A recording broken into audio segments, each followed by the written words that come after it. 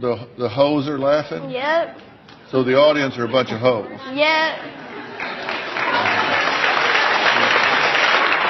Hey, yo, Jay, can we get some ratchet one time? Look, I don't wanna talk. How you try and press the kid and really you was soft. All you know is capping, homie, you don't know the law. Pedal to the metal, you ain't catching me in park. Yabro! Yabro! そうだな。助けに来た男に殺される気分は。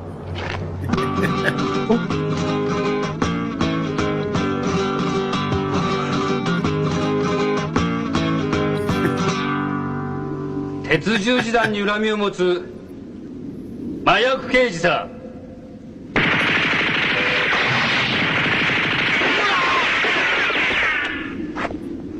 スパイダーストリング。格闘技世界チャンピオンスパイダーマン。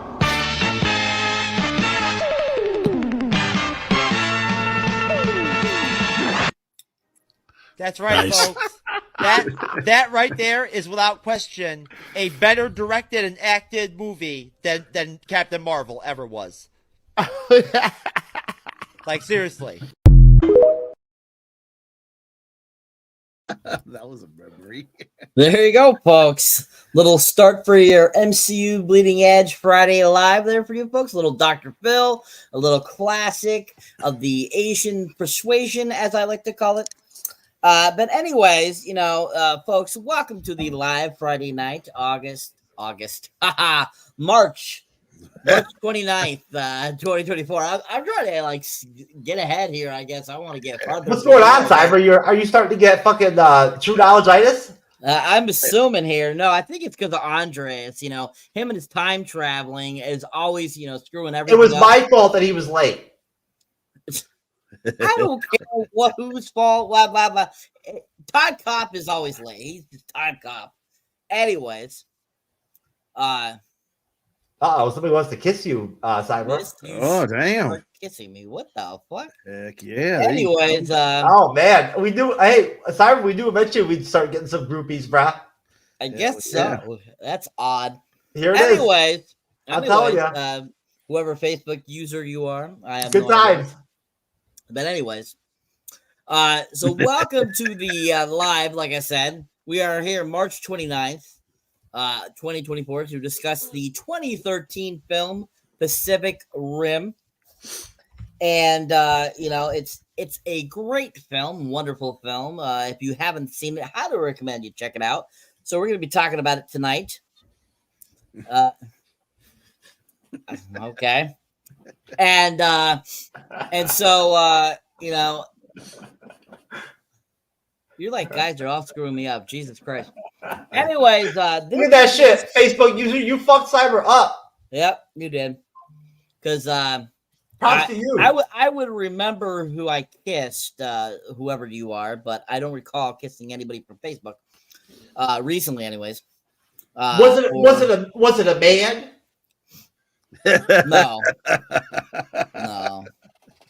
No, I don't swing that way, unfortunately.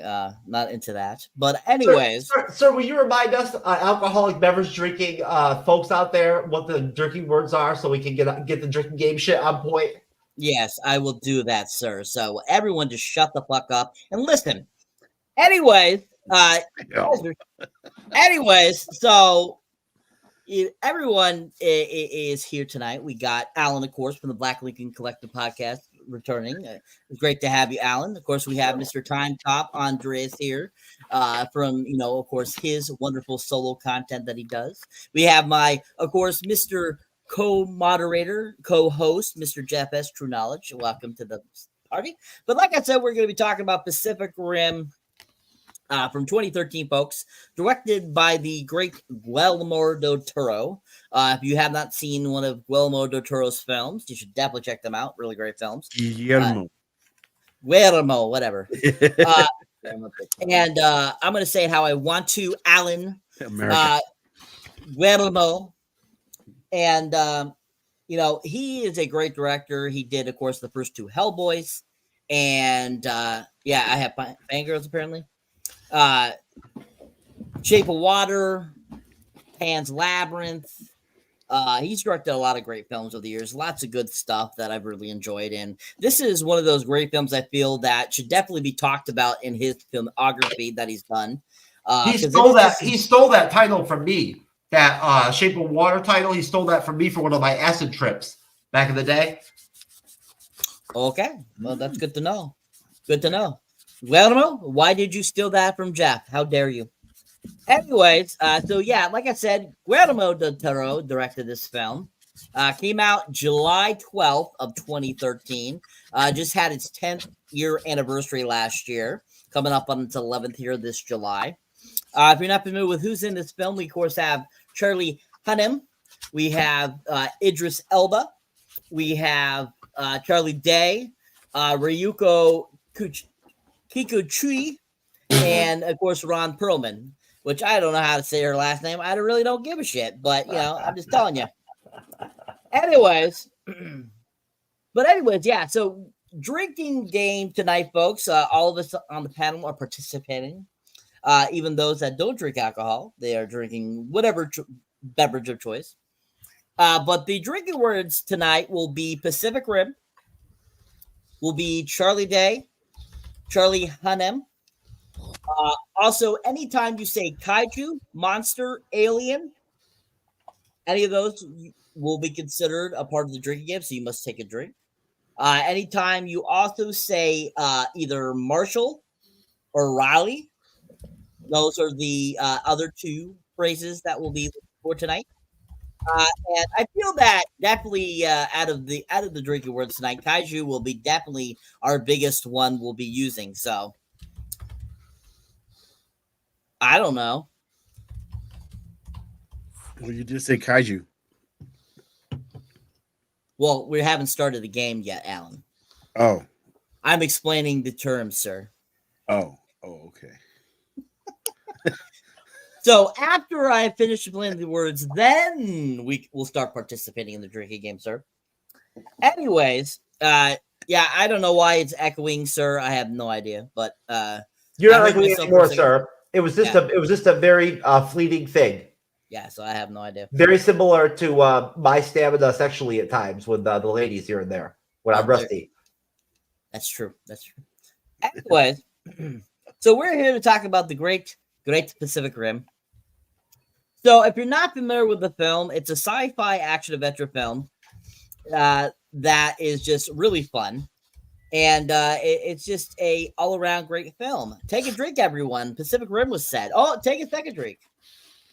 Basically, the way you shape the drink words, we're just going to be drinking. I'm just going to drink because it's going to be drinking words fucking constantly. So I'm just going to drink constantly. Yeah, just go ahead and drink. Don't worry about the words. Everybody start drinking.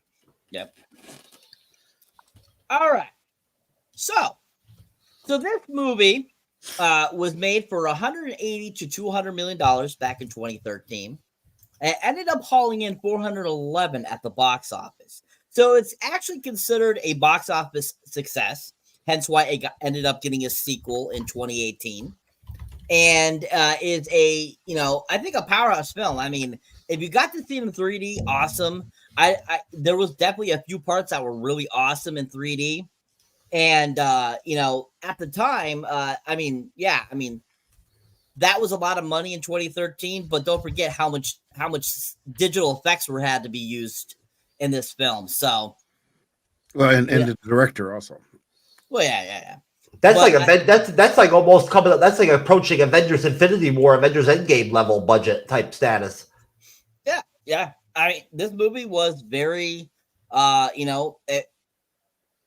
considering that Guillermo del Toro was very popular at the time, especially after making the two Hellboys and making a few other films prior to this film. He was high demand, so I'm sure that probably like $100 million of that was just for him to direct it. So I mean, the other $100 million was probably for the CGI and the rest of the actors. So I mean, he was a very high profile director. So that pricing really wasn't shocking, I felt, for this film, especially because it was so heavily CGI'd, especially with all the Jaegers drink.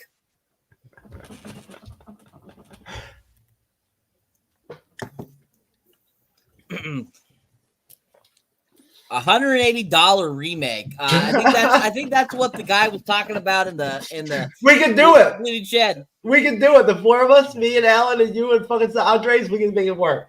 There we go. Yeah, make a remake for $180, people. I've got the camera equipment. We could go to like Goodwills and Salvation Army and shit like that, and whatnot for all of our shit, right? Our gear. Most definitely. Yeah, there you go, people. We're gonna do a remake for you guys. It's gonna be called something Rim. It's not gonna be called Pacific Rim. Oh, Drake. Yeah. Anyways, excellent, guys. Good job. All right, so this film is a little over 2.5 hours, or almost about 2 hours and 12 minutes long, and it is action packed from beginning to end. It's a great film. I definitely feel that this film has a very strong, beginning, middle, and end. Like it's very well divided throughout this film, which makes it very easy to talk about, I feel. So basically how I'll be talking about this film tonight is basically those three sections of the film: beginning, middle, and end of the film. Now, there's a lot of great characters. If there's any characters you guys want to talk about, feel free to talk about them.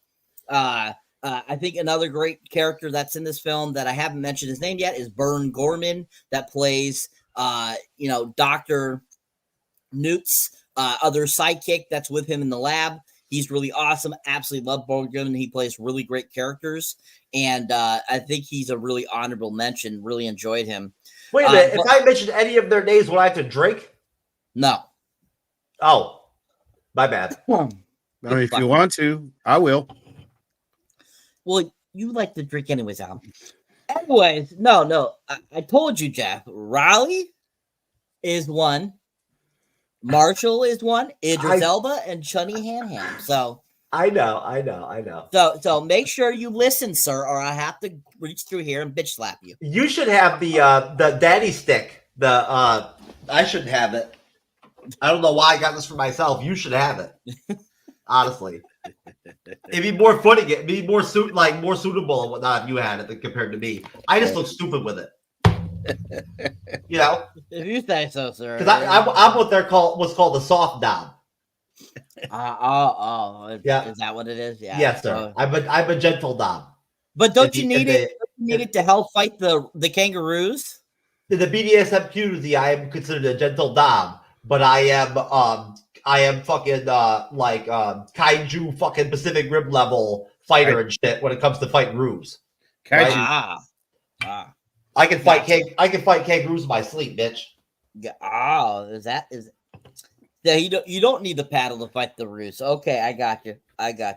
Excellent. You can't use weapons when you fight a roo. It's against the sacrilegious fighting codes and shit of Australia. It's got to be hand to hand when you fight a roo. You know what I'm saying, Allan? Oh yes, I've seen it. Yeah. All right. So, yeah, the person that was in the comment section that said Facebook user, I don't know who the hell you are, but some like fake African account of some sort. So, yeah, I never kissed you, bro. Anyways, I'd slap your ass with this fucking stick, bitch. That daddy stick. I did probably. I think I know. I think I know if Cyber kissed you, motherfucker. Yeah. Anyways, folks, that's just great to know. Who the fuck's ever called you Miss you Shark? Who the fuck calls you Shark? I know. Yeah. What is this, Rizzle? Yeah, apparently, I guess. Frankie, you motherfucker. Could be. Who knows? Anyways, there was that echo again. Okay, guys. So, first question for you guys. So, overall, on this watch, the recent watch, one, was this your first time watching it, or how many times have you watched it? And two, revisiting it today or whenever you watched it recently, did your opinion on it change at all from the very first time you watched it? Starting with you, Allan. I've watched it a few times. It's probably like 5, maybe 6 times. maybe more than that, because when it comes on TV, I watch it. No, nothing changed on it. I mean, it was a good movie.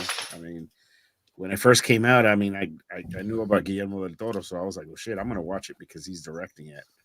And then the Kaijus. Oh, Drake. I mean, when I known that about when I was a kid, we were watching anime, so it was like, it's a good movie. That there was no different, and that my opinion didn't change at all watching it this time through. Now I didn't realize it was that long ago, 2013. I was surprised about that because it still seems fresh. Agreed. I definitely agree there. Even though this movie's over a decade old, the CGI really is held out. Like, it still looks really great, especially if you have the 4K version or if you watch the 4K version of this film. It's really superior. And I think Warner Brothers did a great job of doing that 4K edit when they released it. So I think that it looks really good. So I agree there, Alan. Thank you. Yeah. Andres, same question, sir. So same name with Allan. I saw this a couple times before this rewatch. I'm a huge fan of Del Toro. He's great. I mean, I love the Two Hellboy films. Blade 2, come on, let's not forget about Blade 2. Of course, Pan's Lambert, great film. Shape of Water, which I was so happy he won for Best Director, which was great.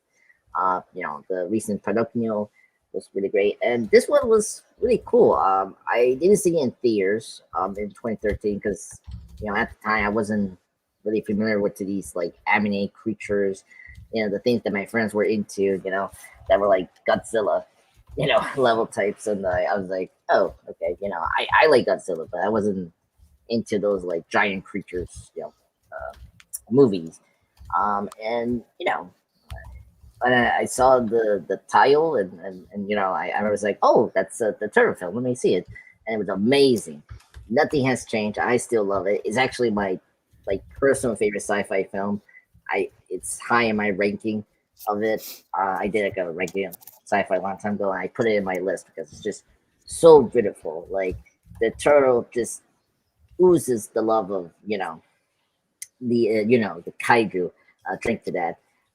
Sandra, which was great because he really respect that, just like the monster creature, Sandra. The fantasy Sandra, like he cares about these Sandras because they're me. I don't know if you guys hear about his speech.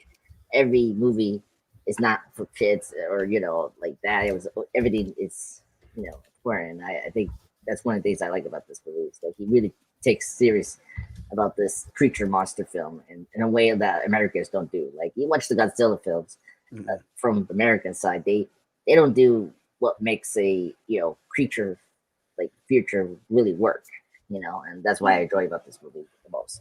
So I'm very excited to talk about it. But 10 years. I can't believe it's been a little 11 years now. Yeah. If you check my channel, I did like a 10th anniversary tribute for this film. And it was really great. So I really adored this film. So I'm just excited to talk about it. Excellent. Thank you, sir. Jeff, same question, sir. Probably my fourth or fifth watch today. And it did not change my opinion on the film. Really hardcore, maybe a little bit. It did. Now that I really, really, really kind of really like went hardcore, like uber focused on it while I was watching it, I found some of the suppositional scenes a little bit slow, more than I did maybe in past years, right? This is probably the first time I've watched the film in, I don't know, 9 years. All those other watches were during the first year it came out. Right, in 2013, it would have been on like HBO, or Cinemax or something like that. I pulled it up on DirecTV and just happened to come across the film and just watched it. I didn't see it in the theater, unfortunately. I wish I would have, because I bet it probably looked outstanding. Yeah, it was. Like seriously. I mean, I thought to myself multiple times during the movie today that some of the scenes, the action scenes, probably played so much more effectively in the theater.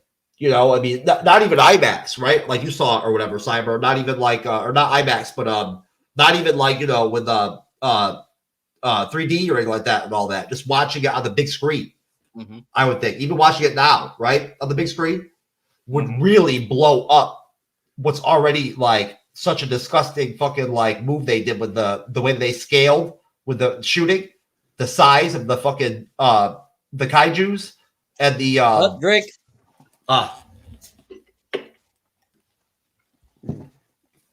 And the transformer looking fucking things.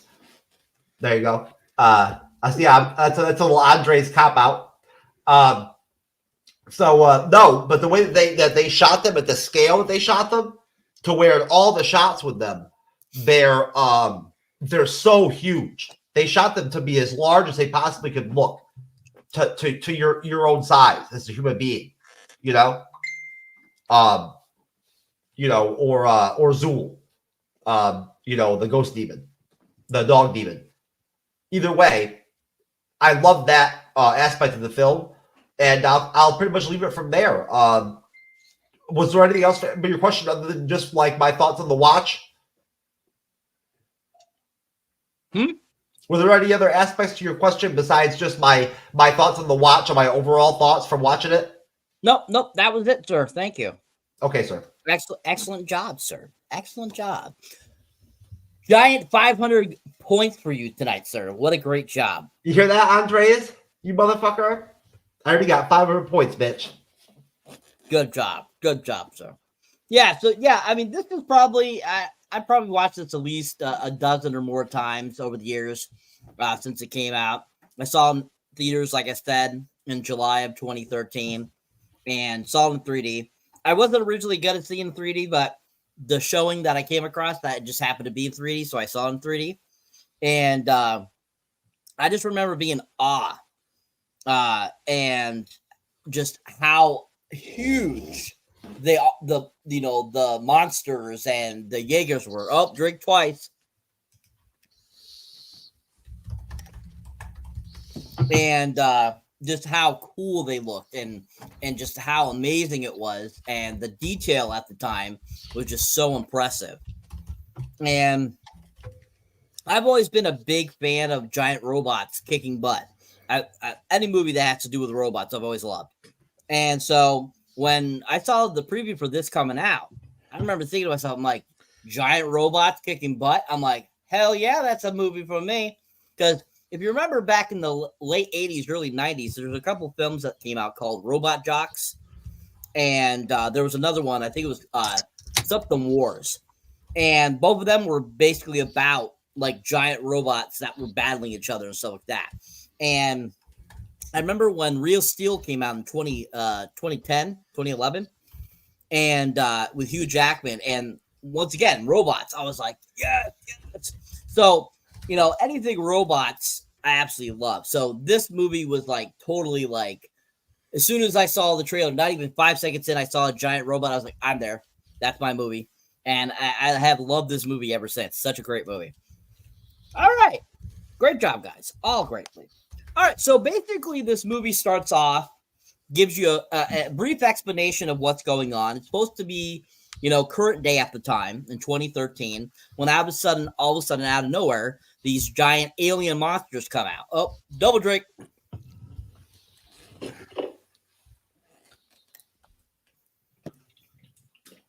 And start wreaking havoc. And in the background, we have Charlie Hunnam explaining it. Oh, drink.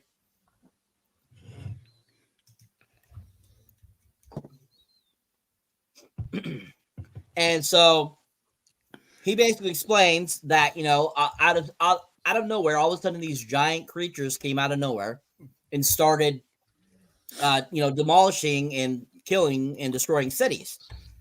And basically they tried regular, you know, army stuff, and that did no effect to these monsters. Oh, drink. Jesus Christ.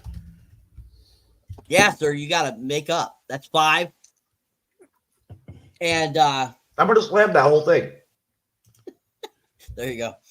And so basically they end up deciding to make giant robots to help battle these creatures. And so basically that's when the whole Jaeger program was created. Oh, Drake. Jesus Christ, Andre, Cyber, what the fuck? Andre Cyber, what the fuck, man? We gotta up the drinking game, you know, because of how little we had towards the end of the last one. But anyways, so they basically created these giant robots to take on these creatures, and basically, Charlie Hunnam's character and his brother, Drake. Wow, I'm gonna like this one. I knew these drinking words were going to be a problem. Oh well, and so after they have become like some of the best fighters in the robot program, basically, and are the kind of the go-to to take on giant creatures that come. So 5 years pass, and they're at the top of their game. They have really high records. They pretty much have destroyed every monster that has come their way. Oh, drink. And they get called out for a mission. And so they suit up, they get into the robot and start making their way to intercept this supposed creature. And while they're out there, all of a sudden they notice that there's a civilian boat out there. And so, they basically are told to intersect the creature, and that's it. But they unfortunately see that they have to save this boat, and so they decide to save the boat while taking on this creature. So basically they end up trying to, they save the boat, and end up all of a sudden out of nowhere, this creature comes out of nowhere and starts attacking them. And basically they end up starting to kick its butt and pretty much have kicked its butt, and they think they have killed it. And after they get the boat out of the way, and all of a sudden, over in Command Center, they're saying they still see a signature from the creature. And so all of a sudden, out of nowhere, the creature comes back out of the water and attacks them and basically rips off one of their arms. And that happens to be the one side that Riley is controlling. Up, Drake.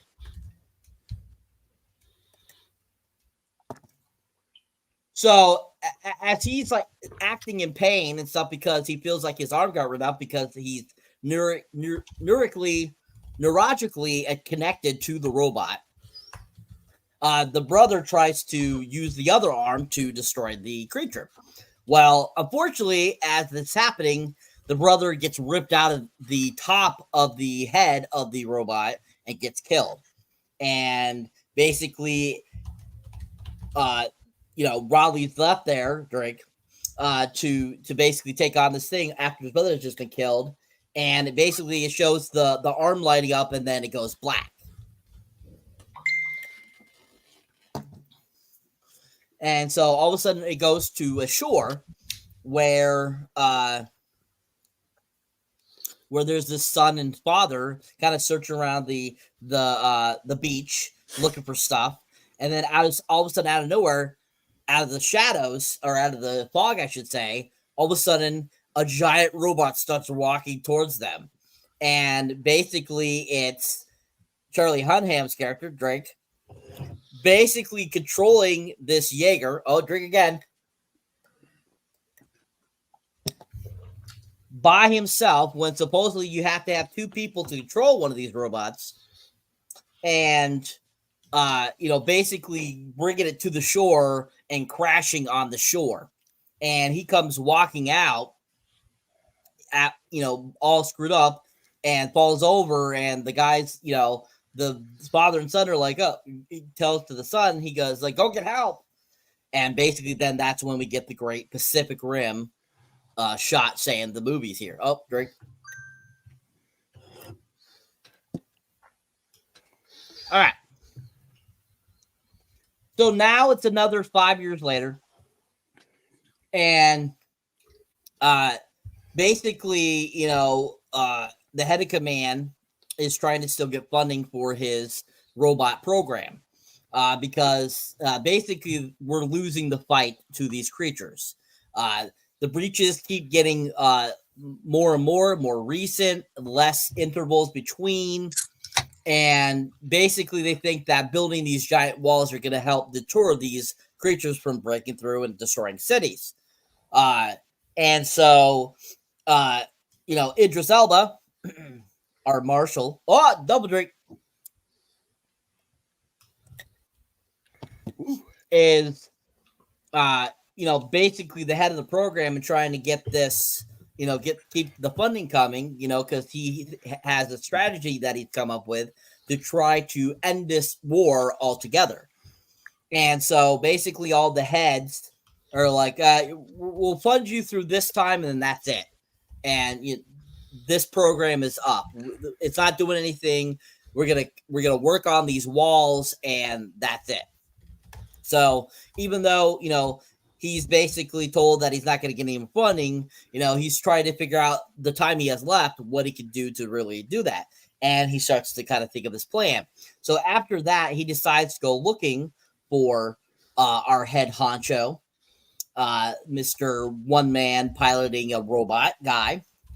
And basically goes to look for him and finds him in Alaska, where he's helping build one of the walls in Alaska. Build the wall. Build the wall.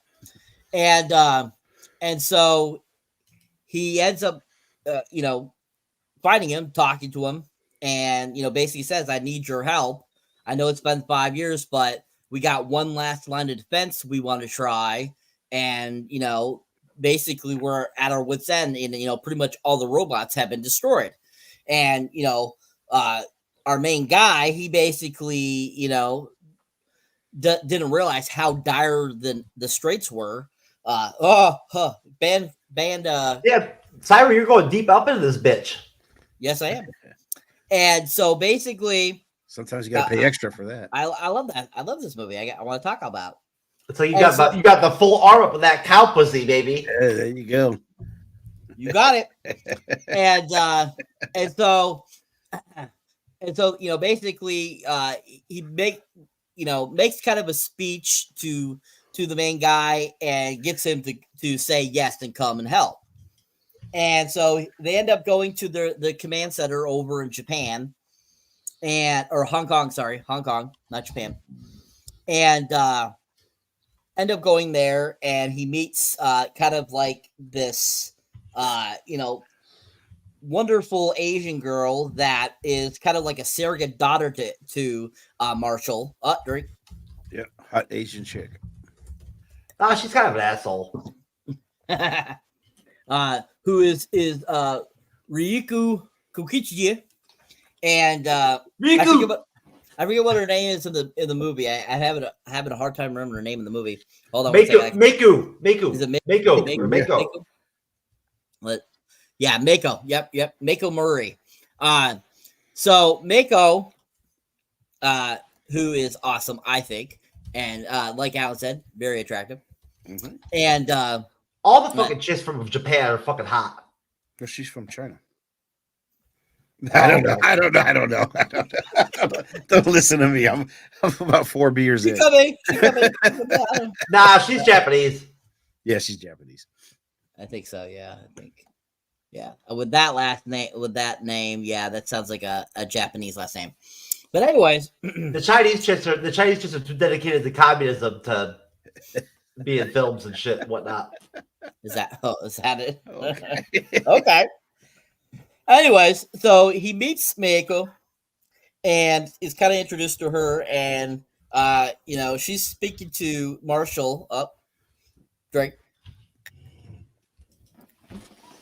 in Japanese or Chinese or whatever, whatever Asian culture it is. And Raleigh knows exactly what you say because he says it to her in her native language, Drake. And basically, goes in and is kind of introduced to the place and is, shown around. Basically he's told what robots are left, we have, of course, the only Mark V that's left, which is the Striker, Eureka. Then we have the only Mark I that's still left, which is run by a German team, which I forget what the name of that one is, but it's another badass robot. Then we have, of course, the triplets from, I believe it was China, that run Typhoon, which is don't forget She-Hulk. They got She-Hulk too. They don't have She-Hulk. No. She-Hulk does not exist. 3 Jaegers and She-Hulk. That's okay. And then, of course, they are basically rebuilding Gypsy Danger, which is still a nuclear run ship. So, which is better than the digitals, which is really awesome. Yeah, there we go. The Cherno Alpha is the name of the Russian one. Or not German, sorry, Russian. Give me some nuclear, bitch. Yep, nuclear. And then, of course, Crimson Typhoon, and then Striker Eureka, which is from Australia. And Gypsy Danger, out of all the ones that are left, the robots, Gypsy Danger, I think, looks the coolest. Striker Eureka is kind of cool looking, but I feel there's something about Gypsy Danger that is just so... I don't know, likable. You feel like you'd be a part of Gypsy Danger. Like, it just looks like that type of robot. So it's old school, yeah. So you kind of have that feeling for it. Mm-hmm. So I think that's the one thing about Gypsy Danger I love. So yeah, yes, I am 60-minute man level, sir. So dude, my battery of my vape died during this monologue. Well, God, I'm glad. It's my fucking show. I'm going to talk how I want to. I've never been drunk on the first part of the monologue. Excellent. That's how. That's true. I've never been so buzzed before during the first turn either. I ain't even hit my vape yet. I can't even hit it now. My battery died because it's a fucking 60-minute man. That's good. That's what we're going for. Continue, brother. We're trying to see how far we can take the drinking game, sir. What was that bitch that from Facebook that kissed you was Mystique with like some kind of like mutant poison or some shit she did to you? Well, no, like I said, it was some fake account that's from Nigeria. It was no chick. It was the pictures of a dude, like a kid. They know you though. You're Shark. Apparently, I'm Shark because they know my name. Shark is Cyberneticshark. Okay, good for them. All right, but anyways, Shark. So, anyways, so we get introduced to all the robots, and basically, Idris Elba, says that he has a plan, but he hasn't totally revealed it to Raleigh. Double drink, bitches.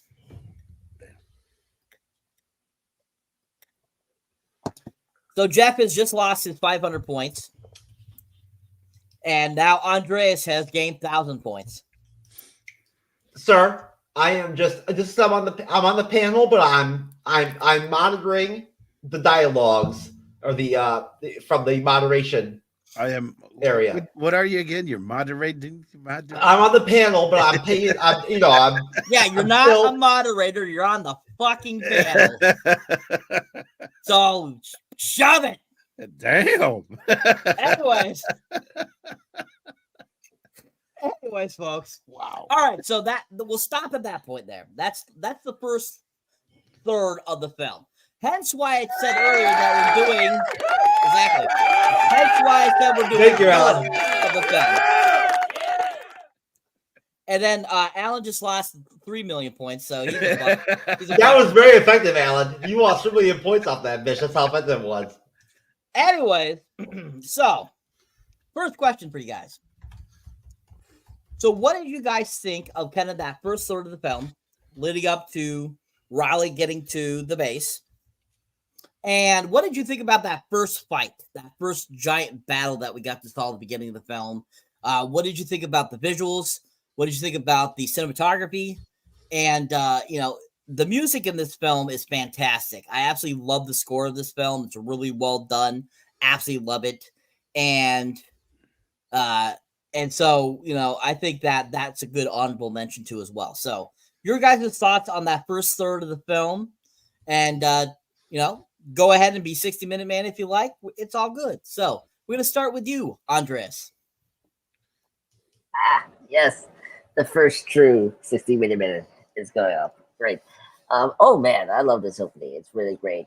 One of the things that's great about the Totoro director is his love of expanding and giving you detail of the universe you're going to be in, and like we get every bits of what this world works, like how like the robots function, how these creatures are,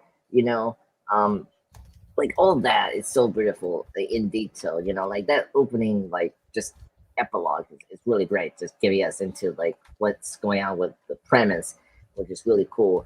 And and then of course introducing our characters, the Sons of Energy person, very hit and miss actor, but I thought he worked well in this film. PR, the film, I think he delivers a very cocky American kind of vibe, which is good. And yeah, I love Gypsy Danger. Great design.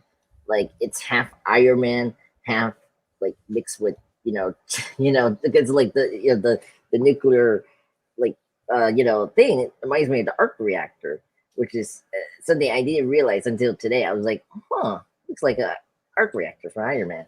So it's really cool.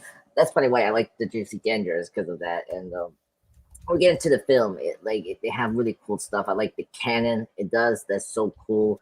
And then layer the sword, which is awesome, which we'll get into. So the Deep Dancer is like my favorite of these like robot things. But yeah, and it was very intriguing how they need to like link themselves to like operate these things. So that was really intriguing. I've never seen that in like a sci-fi film. So that was really cool to like add the like give you like really good emotional stakes, and also like how these robots can affect. So that's really cool. And one thing I will say that's maybe a nitpick is the creatures. Like I like the creatures. They're really timeless. I like the design of them.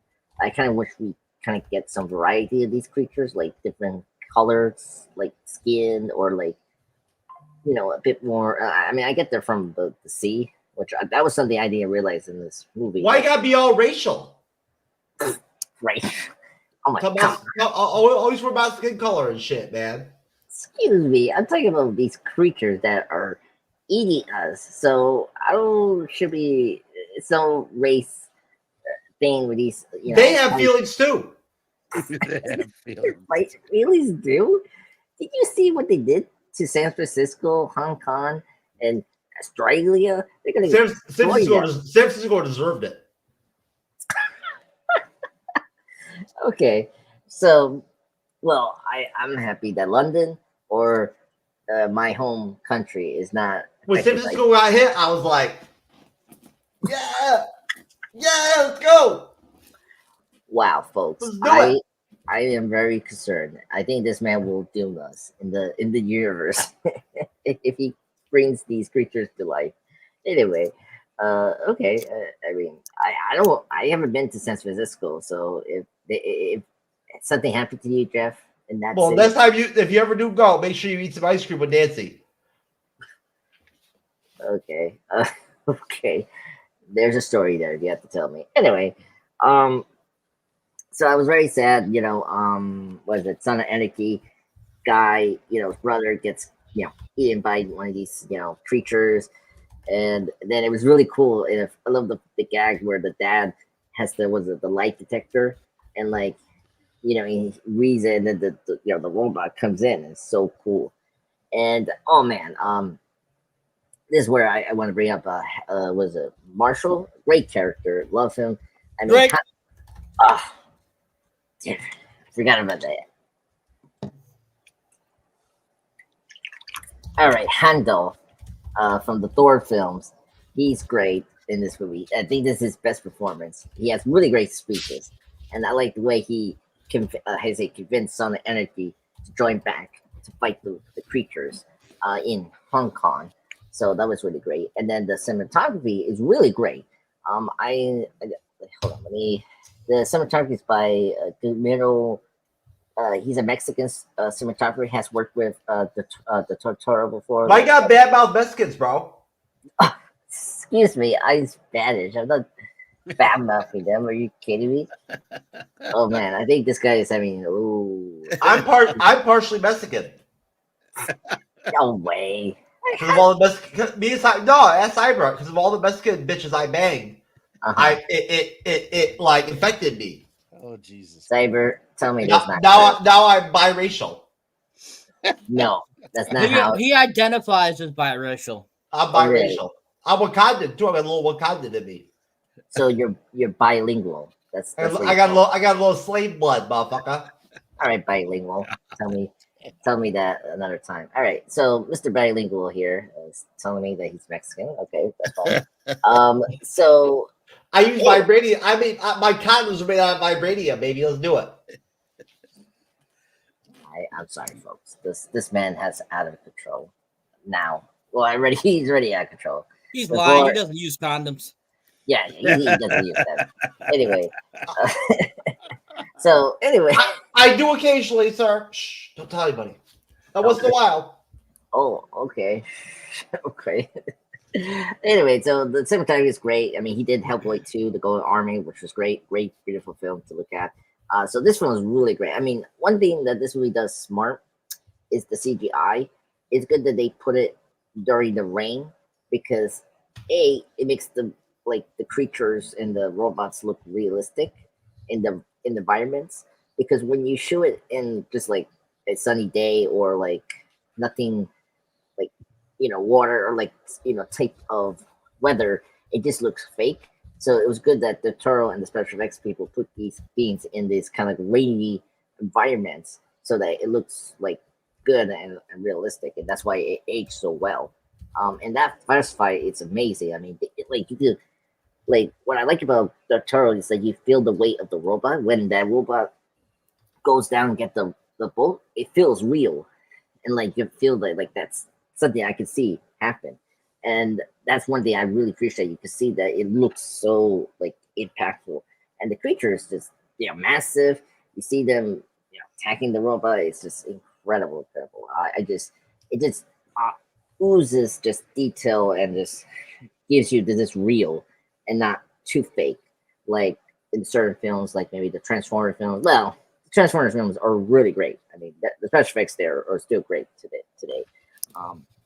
But this one just beats it more for me.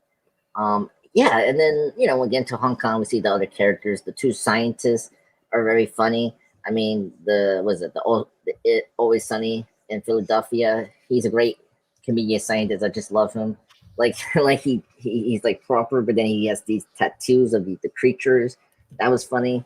And his other pal from Dark Knight Rises, who's the Gorman, and we haven't gotten that far yet, sir.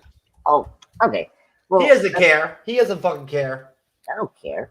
I love this movie. I will talk wherever I want. By the way, the ending, everyone died. So he thinks the rules don't apply to him on the Bleeding Edge. No, I do love the rules. I will break them if necessary. Okay, if it's a great film. If it's the worst movie, I'm not gonna break the rules. That's my thing. Anyway, that's all I have to say. Great opening, love it. Gets you into the mood of the film. One thing I appreciate about this film, it sets up the rules and the logic in this universe, which is great. That's something that the Transformers films don't do. That's the thing that annoys me in filmmaking. This one does that well. So that's my opinion on the great opening. Excellent. And for that contribution, I would reach through and bitch slap you, but I'm not gonna reach through and bitch slap you because you're just too small. So I have to fairy slap you, because you're just such a little midget, So you're not gonna do whatever you want. You're listening to us. Anyways, just lost 5,000 points too. You're down to 0, sir. -0. Yes. Anyways, I'm so happy. I don't care. Anyway, so Mr. Jeff S over here, getting more drinks. Your thoughts, sir, on that first third of the film? I like a lot Charlie Dunham or whatever, his narration of the intro, really well done. Great. He sounded great. I really enjoyed it. I mean, that's the only narration you get from him the whole movie, and they should bring him in to narrate other shit because like he sounded great. I mean, he really sets up that opening montage so well. Like he really guides it really well. His voice is just really good in a narrative form. It really is. I'm surprised nobody else has used it. Besides that, again, I love how from jump they have all these shots where they really work really heavily on scaling the size of the Jaegers as large as possible to where you feel as small as possible. Jaeger. The audience, right? Jaeger. Jaeger. Hell yeah. Record. Who knows? Everything's. I can't even. I forgot. I'm just like whenever Simon says drink, I drink. I lost track of the drinking words. Yeah, I did too. They're hard with Pacific Rim. There's no, I'll tell you one thing. If they cast Tom Cruise up in this bitch, like he was supposed to be, as the main character, Beckett or whatever, he would have banged Mako. They would have just like hugged or whatever. He would have banged her, 90s style, and like stuck it to her, right? Instead of the sword, he would have gave her sword, but like in the private type way. You know what I'm saying? They would have had like the stick fight, and then he would have banged her. Because that's how we used to do it back in the day. Now shit's all soft. They'd have Beckett just like hug the bitch. They're like best buddies or whatever and shit and whatnot. It's like fuck all that. Give me some fucking kaijus. I know, Drake. And give me some swords and shit and whatnot and fighting and shit. And then fuck some fucking Jap bitch. You know what I'm saying? Like it says right in my outline. Well, I couldn't remember the chick's name. That's what I put her down as. He forgot the script. Yep. Jap bitch. That's what it says right here in my outline. There you go, baby. Old school. Yep. Anyways, that's how we do it. Nothing chauvinist about that, folks. That's called old school. That's called improvising. Yes. For reals. Anyways, I happen to be very fond of Japanese women. A la my poster behind me. I like to see one of them kaijus take on Band-Maid, motherfucker. You think kaiju? Misa would take her fucking drink, you dumbass. Misa would take her bass guitar and smack one of them bitches right across her fucking jaw and shit. So the opening's really good. I love the description of like the whole timetable of what goes on in terms of the first, kaiju attack, drink, and all that shit and whatnot. I love that intro. It's so well done with the news coverage and all that shit and all that, right? And the narration. He's like, we got our asses kicked. And then the world put their differences away and came together and created the ultimate weapon and all this shit or whatever, whatnot. It was like really dope. And like the fucking the Transformer looking motherfuckers, right, are so disgusting on screen. It doesn't matter what they're doing. They can be fighting, walking through water, like whatever, like, watching that first Y Transformer walk through the ocean, the fucking ocean, all right? As deep as the ocean is, walk through that bitch with its shoulders exposed above the fucking water. It's like, what? Seriously? I've never seen anything like that before in a movie in my life. Seriously. Except for maybe Godzilla. That's it. Like, you don't see nobody else just walking through the ocean. Right? Like, that's how fucking tall these bitches are. You know, if my penis wasn't already extremely tiny, I might be insecure by the Transformer, the Y Transformers. You know, because they're so big. They have swords and shit. But either way, I digress. No, the first kaiju battle, Drake, was pretty lame. Like, they want you to be emotional right off the bat off something that, like, you really don't know. There's nothing really built there.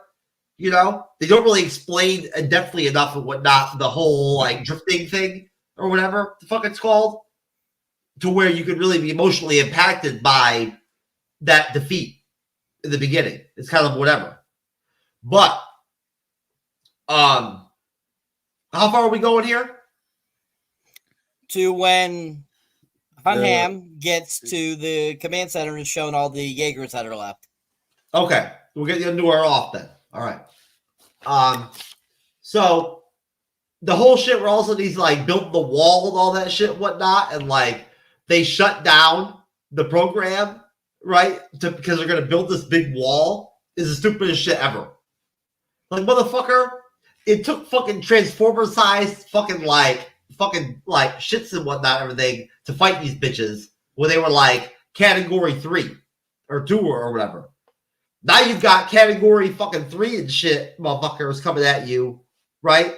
And like bigger, but you're gonna build a big wall now. That's gonna stop them. That's the stupidest shit ever. Why would the world decide to do that? And I found that really stupid. These motherfuckers dying to build this wall. How's the wall gonna stop one of these fucking monsters? It ain't gonna stop them. There's some holes in the story. That's why I'm just like, with the budget, I'm like, holy fuck. What's wrong, Al? Trying to answer the question. I'm thinking like, I don't know. What the fuck? Well, my last thoughts are that I love Idris Elba from Jump in this movie. He is just so good in this. This is like, it's sad that Idris Elba is so talented that this is actually one of his best movies. Enough said. Okay. Right. Allan, your thoughts, sir, on the first third of the film? Well, I thought it was fucking awesome. I mean, I thought the beginning. See, when I was a kid, I used to watch like anime, and the anime, there was an anime called Messenger. And it basically was a robot that fought monsters. The monsters came out of the ground just like the kaiju. Oh, drinks. I was just saying, man, just me, motherfucker. What? How does anime exist in your childhood? Anime wasn't even fucking a thing when I was growing up. Anime was in the 60s and the 70s, man. Yeah, and it was this giant robot, and this motherfucker would fight these giant monsters that come out of the ground, and they had the 3-headed whatever monster like in Godzilla. It was more towards Godzilla. So it, you know, when you see the robot, it was like, hell yeah, you know. And at the beginning, it was more, you know, you had the it was like, what if this robot, you know, at the beginning it was what if robots fought Godzilla? See, at the beginning you know, you really hadn't been introduced to all these other monsters. So the only kaiju drink that we actually knew of was Godzilla. Godzilla was and Godzilla really didn't give a shit, man. He didn't come to the United States. He destroyed Tokyo and then he went back. And so when they introduced it, like, wait a second, that the monster came to the San Francisco area. He was in the United States, and then you know, because basically he heard about San Francisco and said, "Fuck that." Oh yeah, well, I mean, never mind. I was going somewhere I'm not going, but. You know, but it's like going back to the narration, like Jeff said, the narration, the guy narrating what was going on, it actually. Charlie Hunnam, he does a great job. Yeah, he does a great job. And then, of course, Guillermo del Toro just put everything together, like Andrew said, put everything together and gave you the rules of the game and gave you the rules of this world in 30 minutes. So in other words, in 30 minutes, he gave you, all right, this is what can happen in this universe or in this world, and this is what's going to happen. So then, they have and then it was like, Jeff said, well, who the hell's going to build the wall? Geez, have you looked outside lately? I mean, that's something we would do. As human beings would be like, oh yeah, we'll just build a wall, man. It don't be, We had the illegals build the wall. Well, it's not that. Right, Cyber? It's not that we had to build a wall. More like, there is no wall, and they're just coming through. Well, we already had the robots, and the robots had destroyed. They had kicked their asses already. So instead of us remembering, hey, these guys can come back, it's like, oh, we already took care of it. So, looking short-minded, short vision, we're just going to build this wall. And that's what the Idris Elba character was like. These guys are a bunch of idiots. But in his case, even though we haven't gotten to there yet, he was a pilot, so he understands what the fuck is going on. So I kind of like the way that they introduced the characters, they introduced the universe, and of course the way Guillermo del Toro does it. The first battle, even though Jeff said it was shitty, I thought it was fucking awesome. I didn't say it was shitty. I said it was uneventful. Uneventful? They cut the fucking guy's arm off. The guy gets inside. They take the guy out of the robot. The other motherfucker goes in the water. I'll cut my arm off right now during the show. And still finish the show. Uneventful. I mean, he did all that shit. And of course, we don't understand. You're right. We don't understand what he did by himself until later on. But, he did all that shit. So I agree with everybody except Cyber. Just because. He's officially launching, people. Oh my God. That's going to be a good one to cut. That's a good promo right there. That's a good promo, sir. Good promo. But TrueKnowledge. and I understand. You went 60 minutes, but you did say you were going to do it just in 3. You're not going to do it in sections. You're going to do it in 3 sections. So of course, there's no reason to go 10 minutes into it and be like, "What do you think about him dying? His brother dying?" Now, fuck it. Let's just go ahead and go to the that we're in. Motherfucker, I don't need 60 minutes anyway. Just fucking suck that dick, and they're so wet. You know what I'm saying? Even trannies are wet and shit and whatnot. Well, after that dick. Well, damn. You feel me? So I don't need 60. Yeah. See, Jeff spent a little too much time in San Francisco. And, they use that Jaeger oil for lube. But the first 40 minutes of 35, 40, 50 minutes of the movie, fucking awesome. It was just action packed, and a little bit of dialogue. At the time when you read it, when you're watching it, you're like, but it all makes sense. So, I'm just gonna say kaiju so I can take another drink, and then I got drink. Allan, I think this is the most coherent you've ever been on a movie review at this point. Yeah, actually, you're right. But I'm working on it. Right, Timecop? Usually he's slurred and shit by now. 10, 15 more minutes, man. I will watch it. You hear that? You hear that, Cyber? There you go. It's too late. It. You just mentioned you just was like, oh, it's great. No, that's it. I'm gone. Yeah, he's gone. All right. Thank you, Allan. Excellent, guys. You got it. Good job. Everyone gets 5,000 points for this round. Jeff gets an extra 10,000 points for making everyone laugh. And because that's going to be a great little clip that he's going to share in the future. But great job, everyone. Great job. All right. Well, so Allan makes me laugh. He does come from a comedy podcast, after all. Yes, that is true. I do. All right. So continuing with the story. So after our wonderful Sons of Anarchy guy is reintroduced to all the different robots. And basically he ends up going into kind of trying to pick somebody out to be a pilot with him. And basically he ends up picking Mako. And at first, Pentecost doesn't want Mako to do it because of how he feels about her, because he saved her from a monster attack, Drake. And is very reluctant at first, but then allows her to do it. And so... Cyber, can I interrupt here for a second? No. You said he saves her from the monster attack in the movie theater. That part was fucking awesome.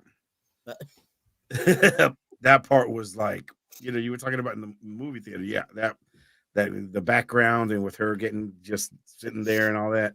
They're going to kill me. I told them to send me a video holding an object and start nodding. Anything is a dildo when you really put your mind to it. There's no such thing as too large or too sharp. Every time you stop to question yourself, I want you to tell yourself, I can and I will. Wow. Well, I don't feel bad for interrupting you now. I did feel bad after I said that. I was like, damn, that's fucked up. But now I don't. all you can think is I want to see that water bottle up in that shit. All right. Excellent. Thank you, Allan, for that contribution. Yes, I agree. That was very amazing in the theaters. The sound, the music, it all was very intense. And it was it's almost kind of like one of those moments where it's like, I don't know if anybody's ever seen a real tornado or been around a real tornado, but usually it gets really silent right before it hits. And so it's almost that same kind of effect, that sound that's going on there when, Pentecost is coming up out of the robot and saving her from the monster that's there. So I think that was really done well. Drake. So they start to basically practice together. And while they're doing that, some of the people from Eureka Striker start butting heads with him, with Son of Anarchy guy. And we kind of get basically we get little bits and pieces, really kind of like just the life going on at the Hong Kong place that the remaining robots are located at. We get introduced to Dr. Newt and to his associate Herman. And we find out that he is a huge creature fanatic, that he absolutely loves the creatures, and he wants to eventually see one alive someday and not just be examining the dead parts. And, basically at this point, that's when Bern Gorman's character basically explains how that the strikes, the breaches from the breach where they are let into our world are becoming more infrequent because they have a giant clock that they have at their station that shows how long it is between attacks by the creatures. And so basically he reiterates that they're gonna get shorter and shorter as time goes on, by eventually where at some point there'll be an attack every 5 minutes because they're just going to keep coming until they fully destroy our world, destroy all of us, so they can take over. And they basically explain too that the creatures are actually almost like the army, like tanks and helicopters and planes like that we use in our military, from these other creatures that are from outer space, that are basically commanding them to go and basically destroy all the living life that's on the planet so that they can take over because they keep depleting their previous homes. And so while that's going on, basically Newt decides he's going to pair his brain with this semi-alive creature brain, and basically gets it kind of an insight into what they're thinking. That's where he finds out kind of who they are, what they are, and why they're doing this. And so after that, we get him going to the big city to see Ron Perlman's character, who is a creature collector. He basically goes to sites where these creatures have been killed and excavates their parts and sells them on a black market. And basically we have Dr. Newt going to try to get a actual living brain that he can try to pair with again. And so we have that kind of great section there, this big middle section of the film. We get the relationship between Mako and Son of Anarchy, kind of how they're drawing closer to each other as they're learning to fight with each other and stuff like that, and be paired with the robot. We get, like I said, we have kind of some fighting going on between one of the guys from Striker Eureka and with Son of Anarchy. That's going on in this. We find out that Pentecost, basically from all the years that he was in the robot program, he basically has poisoning or nuclear poisoning, and basically is dying from that radiation poisoning. And that's why we keep seeing him open that little like Altoids tin and taking a little pill. He's basically taking iodine, basically what it's taken to try to help counteract the radiation. And while that's going on, basically they're trying to come up with a full constructed plan, because they said that they've tried to destroy the breach, but that has been unsuccessful. And basically, they end up finding out that kind of their plan is to put a nuclear bomb on Striker Eureka's back and detonate it inside of the breach to see if that destroys it, basically. And that's kind of what they're trying to do, doing one last major fight. While this is going on, we have a creature starting to make its way toward, a couple creatures make their way towards one of the cities close to them in the Hong Kong arena. And so they basically send out several of the robots to basically take on these two creatures. And so this is when we get a really great fight sequence where they battle right there. We find out that one of the creatures has the ability to send out a electrical EMP and is able to disable all the digital Jaegers. Drink. At this point, thankfully, because Gypsy is still analog, it can't be shut down by that EMP. So after Striker Eureka and Crimson Typhoon and Churno are both out there fighting, Churno gets destroyed real bad, and so does Typhoon, basically killing all its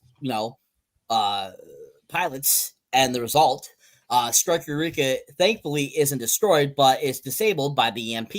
And so then that's when Sons of Anarchy tells Pentecost, hey, you need to send us out there and we can stop these guys. And that's when we have this great battle where we get to see the sword for the first time from Gypsy Danger. We get this badass battle between the gorilla creature and the flying kind of like dinosaur looking creature.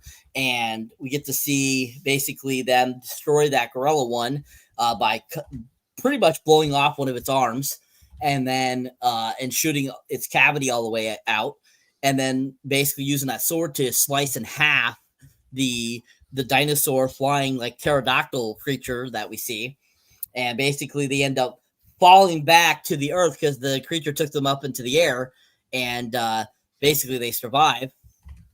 So we'll stop right there with that great battle sequence. So what are you guys' thoughts kind of on that section of the film? Where I think this section of the film is probably where Jeff was mentioning earlier how it had kind of some dead spots or some dry spots. I definitely understand that. But at the same time, I think there's a lot of great fun that happens between this section.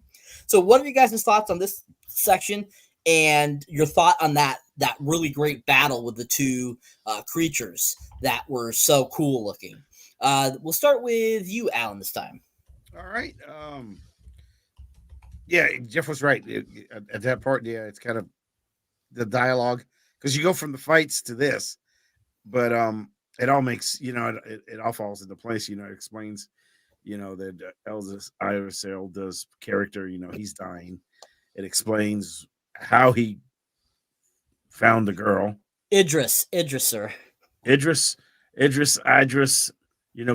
Right. Oh shit.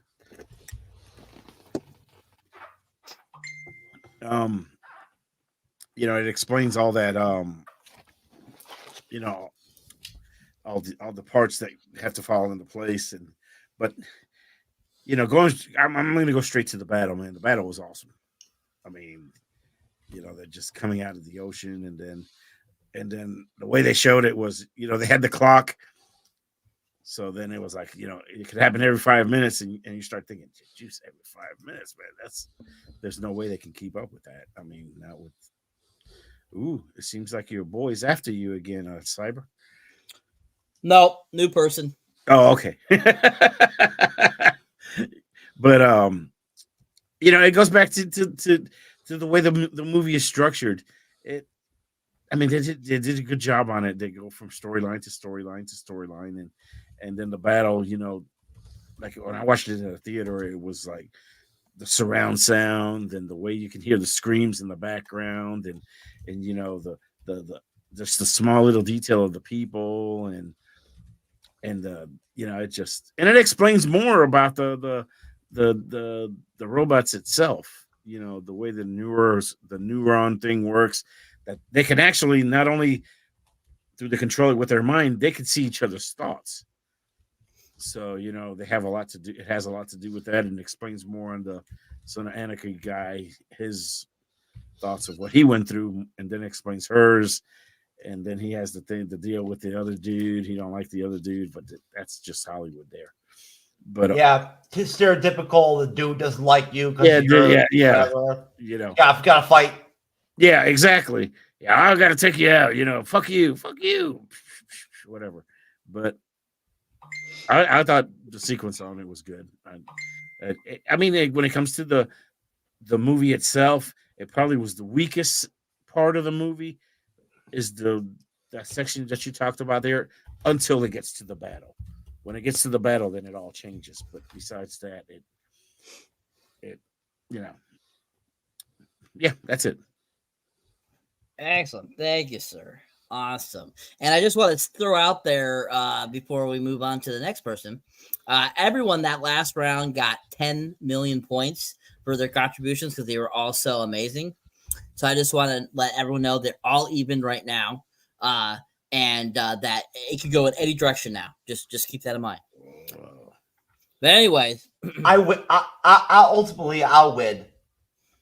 Okay. Sure. Well, since you said that, sir, you can go next, sir. Your thoughts on that section of the film, sir? Well, sir, as I already told you, audiences may have enjoyed Mako or whatever the fuck that whole deal was with her dynamic with, yes, we're gonna drink Charlie Hunnam, but I did not care for it. I found it to be plastic, forced, like sort of suppositional filler, almost. Thank you, Allan. Thank you for letting me know in the live stream comments that you're going for a refill. Thank you, Allan. Anyways, fuck you, Andres. Anyways, so I blame you for my battery dead. So no, the whole stick fighting and shit and whatnot did need to happen. They didn't need stick fighting in the movie. Like, how the stick fighting had to like be brought in, I don't know. I don't know if it was like some Shogun shit or something, or they're like, you know, I'm not sure what happened, but they lost me with the stick fighting. I like seeing Beckett's character being brought in to the program, and you know, of course, there is the whole like stereotypical drama with the one Transformer like creatures, you know, guy, where you know Beckett likes the dad, but the son is the one that's like the antagonist and like doesn't like him. That was whatever for me. I don't know. I just felt like Mako was forced into the film. Her scenes with Idris, Elba, were not all that good. Rick? Like, there's supposed to be something profound there with their dynamic, but that wasn't there. And a lot of it for me had to do with her ability to pronounce the English language. She just did not sound good speaking English. Like, she did not sound authentic. That actress. Speaking English? Yeah, English. English? English. English. English with a W. Yeah. Yeah. Her English, no good. No good. So, me being a massage parlor veteran, I'm very experienced in the Asian languages, right? And I had to go through the wars and the battles of negotiating with these massage parlor bitches, on happy endings and things of that other nature. He says that's being the contest where you should negotiate, right?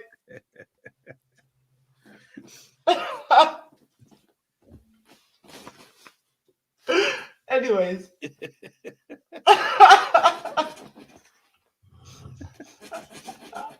Holy shit, he's gonna have so much content to cut out to put on for shorts, man. Yeah. Andres, what are you typing, you motherfucker? I'm telling you right now, you better watch out. He's like, I ain't done shit. I'm gonna get you. I'm gonna fucking get you with the sword of the Transformers, bitch. Yeah. Well, anyways, people don't read what's going on there because he's gone ahead. I thought that the food on the tray that Beckett got, like when he showed up and whatnot, everything with the mashed potatoes and shit, and whatnot, and the meatloaf and all that looked pretty good. Yeah, the meatloaf did look good. It looked like a solid tray, right? Like I would exchange that for a TV dinner any day, right? And they had real mashed potatoes on the table and all that, and like a bowl and shit too. That was dope. The secondary characters, very solid, very good. Overall, across the spectrum. I mean, including Idris. But then, of course, Charlie Day, right? The scientists. The one worker that handles all of like the main logistics of like the drifting and all that and whatnot. That guy from Last Castle. Oh yeah, I forgot about him. Yep, he's great in the film. He's really good. He's good in everything. He's always good. He was in Boondock Saints too. Yes, he was. Yeah, I heard he caught the AIDS, and he's not around anymore. Did he catch the AIDS? No, I'm just joking. I have no idea. Oh, okay. I was like, damn. Nobody catches the AIDS no more. That's right. It's gone. Anyways, no, he's great, right? Even though he doesn't get the props, considering all the responsibility he has. But I felt like the scenes with the stick fighting and Mako were just filler, just straight filler. Even when Beckett drifts with her, it's just like, okay. I thought it was kind of sort of like almost. I mean, they could have cut the film a little bit with that shit, and that's it, sir. I'm good. I love, and this is not the anti-Asian thing. Okay. No, we know you like the Asian thing because of the. Yeah, I like Asian. The massage parlors. This Mako sucks. Oh, nice. Yeah, Mako. Yeah, the character Mako was very annoying. I agree with that in the movie. I didn't like her disposition really until the very end of the film. So I get that. I get that feeling because she was very. She was annoying. I thought how she played the character most definitely. But you have no thoughts on that creature fight, sir, with the gorilla creature and the flying creature? Oh, the gorilla and the flying creature battle. So we're getting that far in? Yeah. I thought that already. I thought that I liked seeing the different Transformer suits fighting. I like that. Again, just the way they shot, especially the inside city battle scenes, were great. Right, just overall, They handled them really well. The whole landscape they built along the ethos or the theme of this film is well done. They spent a lot of money on it, and they accomplished a lot of what they wanted to accomplish with it. When you see that battle, and you see, civilian, deaths or destruction towards like the actual infrastructure around the combatants, it looks real. It looks like destruction in real life happening, right? Like people dying, buildings being destroyed.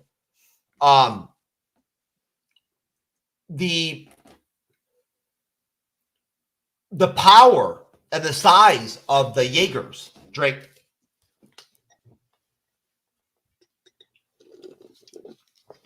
It makes me want to. It almost made me want to be a Jaeger, be one of the Jaegers. Drink.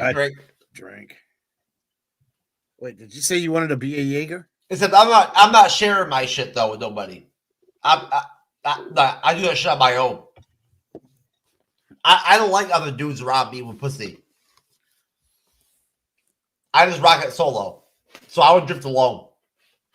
I drift alone with nobody else. That's right. There you go, Cyber. Okay, thank you. I drift alone, sir. Okay, well, you got to remember the reason why they could have drifted alone is because people couldn't nearly take it. I'm old fashioned, sir. I'm old school. So I can take it. If you want to kill yourself, that's fine. You go for it, sir. But I'm just telling you, it might be a little too much overload for you, sir. We old fuckers can take the pain, sir. Well, that's good to know. All right, Sir Timecop. Your thoughts, sir, on that section of the film, please. Up to the point after they have destroyed the two creatures and fallen back to Earth. As if that point matters to him anyways. Sure. No, I agree with Jeff here about the pointless, so basically they're trying to find the right partner for, Sons of Anarchy, actor, to be compatible with, yeah. I'm not going to say his character's name. I know. Everyone knows who he is. So you can say Beckett. Beckett. Oh, yeah, Beckett. Yeah. So Beckett is trying to be compatible with some, pilot, to ride the Gypsy Danger. And it was kind of obvious. Like this thing that was so weird about this movie is that Mako was the obvious one to ride for him, and I just I don't know why we have Jeff here to run the show. Anyway, he lost his mind. He lost his mojo. Anyway, so no, don't show it. Oh my God. Just keep talking, Idris. You're fine. Yeah, I'm fine. Anyway, so Beckett is very much compatible to Mako, which it's unnecessary. Like, can we just I don't know, just skip to the end and then see them compatible in the Gypsy Danger? So it was kind of weird, that we had to see the the sword sticks and all that. But I like the part when we see the scientists. That part I actually like because we were learning quite a bit of what was going on with the monsters. So that was the thing that was kind of intriguing, especially the Always Sunny actor. He was funny and what he was theorizing was kind of cool. So that was really nice. And when we get to the backstory of, out of the panel here, I actually like Mako. She's an interesting character, but Mako is from Shogun. Mako is from Mako. Yeah. I'm talking here, boy. Just don't interrupt me. You already have your shine in the show, sir. Oh, anyway. Hell yeah! Motherfucker just threw smoke at me. Hell yeah! He told you to go fuck yourself. Yeah, I'm sorry, Jeff, but someone has to stop you. You're losing it. You're losing it. Anyway, no. Thank you, Jeff. Okay, you say. Yeah, that was the best part of the movie. Yeah, best part of the movie. Okay, USA. Good job. Good job. Anyway, Jeff, I love you, buddy. You're right. It's Good nice fight. Good fight. Let them fight. Anyway, yeah. So it was very funny. We see the background of her story, and it's like, oh, because Handel from the Thor films rescued her. Makes sense. I mean, it was kind of obvious when we saw her, both of them. It was kind of like, oh, the father-daughter relation, which I like. I actually like it. It's actually a really good emotional kind of connection to the film.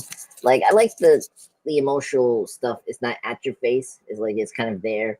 So that's really cool because, like, the term knows the movie is about the monsters versus the robots. So I really like that. That the human characters are not like as annoying as certain movies like the Transformer films or or the Monsterverse films with Godzilla and Khan. But one thing I want to bring up with the battle of the two creatures versus the Gypsy Danger, that I like is you see the action so well, because one of the things I don't like about the Michael Bay films is that you don't see anything at all in the action. Is so it has a chaotic in all those films of the 5 Michael Bay films of Transformers. Here, I like in the Turtles film for PR. The action is clean. Like you see them punching those creatures. You see them cutting in half. Like the action is so clear and like you understand the geographic location of where these two things are compared to Transformer films. So I really appreciate the action scenes are so well done and choreographed, which is nice. And the visuals are here is where the visuals really pop. Like the neon is great in Hong Kong, and like you see the dead, this like great dead skull of the creature that's like it's like a catalyst for church. That was really neat. Oh, and Ron Perlman is in this movie. Love him. He's great when we get to him in this movie where Always Sunny actor had to go to the black market to find a living brain to like do the neural way again, and he's great. He really elevates the film in a funny way, and I love that. And I love that his right hand person is from Blade 2, the guy that Blade, saved him in the opening and he kills him towards the end of the movie of Blade 2. I love that he brought him back. That was so great. That was awesome. So if you guys didn't know that, that's the person from Blade 2. So that was great. I love that. Yeah, and then this is where it was awesome. This monster action was great. Allan, you brought up anime. I'm not too big in anime, but my first big one was Attack of the Titan. This felt like Attack of the Titan, and this was one of the best depiction of like seeing two things fighting each other, which is great. So overall, I agreed with some the part where Beckett and trying to find his co-pilot and all that is okay. It's not interesting. It's really it does slow the pace, but it doesn't drag it. That's my thing. It's slow the pace, but it's not dragging it, so that's fine. But when we get into the action here, as I'm talking about, it brings up the pacing back in, and it's like great again. So again, I like this part. I just don't care about the the train thing and finding his co-pilot. But overall, I'm still loving the film. Excellent. Thank you, sir. Great job, everyone. Great job. All right. So I still love vagina, sir. We know, sir. That's good. We know that. Yeah, we know that. I always will too. We know. And so this brings us to the final portion of the film. And so after beating those two giant creatures, they go back to the Hong Kong plant and basically come up with the idea of what to do for this final assault. So they repair Gypsy and they repair Stryker to get them ready to basically go to the breach and try out this plan that they have decided. So basically we get kind of a little bit of kind of like a farewell for them, because they pretty much know that they're not, they could possibly not come back and so forth. And so they basically make their way to where the breach is, which is by the Mariana Trench. And they basically make their way there. They realize that there are two category 5 creatures that are protecting where the rift is that allows the creatures to come in and out of. At this point, too, we have found out that the monster's DNA, Drake, is what allows them to come through the rift. So that basically plays into kind of the strategy that they have to come up with to try to, stop the breach so that the creatures can't come through anymore. So they get down there and they start basically, there's a giant attack from the creatures right off the bat, going after Stryker and after Gypsy. And basically they start battling it out. Unfortunately, Gypsy gets pretty well crippled. One of his legs gets screwed up and one of his arms.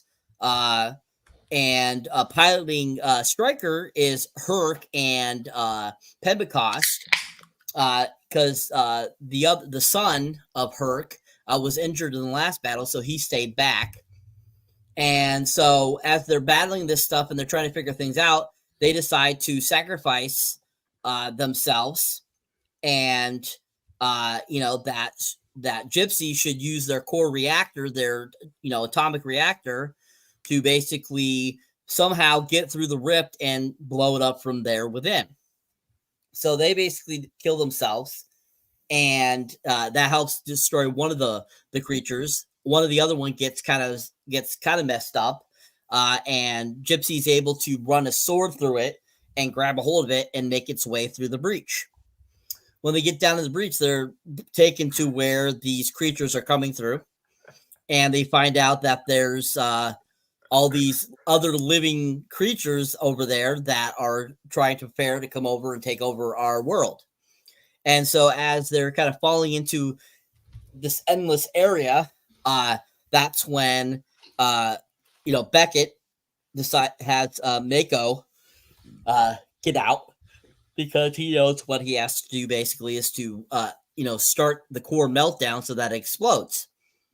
And so she escapes. She makes it back up her way up through the breach, and he's as the machine's still falling, it's starting to fill up with water because it's badly damaged, and he's basically everything is not working properly. And as he's gets everything set, he tries to escape himself, and it's giving him a hard time. And basically, at every second counts, and all of a sudden it explodes, and he makes it just in time, and explodes and basically destroys the breach between the two worlds. And he ends up popping back up. He seems to be unconscious and no vitals. So Mako starts performing, mouth to mouth on him, and basically is able to revive him. And basically they have saved the day in the world, and that's the end of the movie.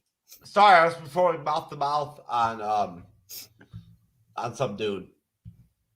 Oh, okay. All right, good to know. Keep that shit to yourself, man. We needed to know that, Mr. Blackface. Yeah, that's and I don't know why you got blackface, but okay. It's a movement, baby. I'm trying to represent. Gotcha.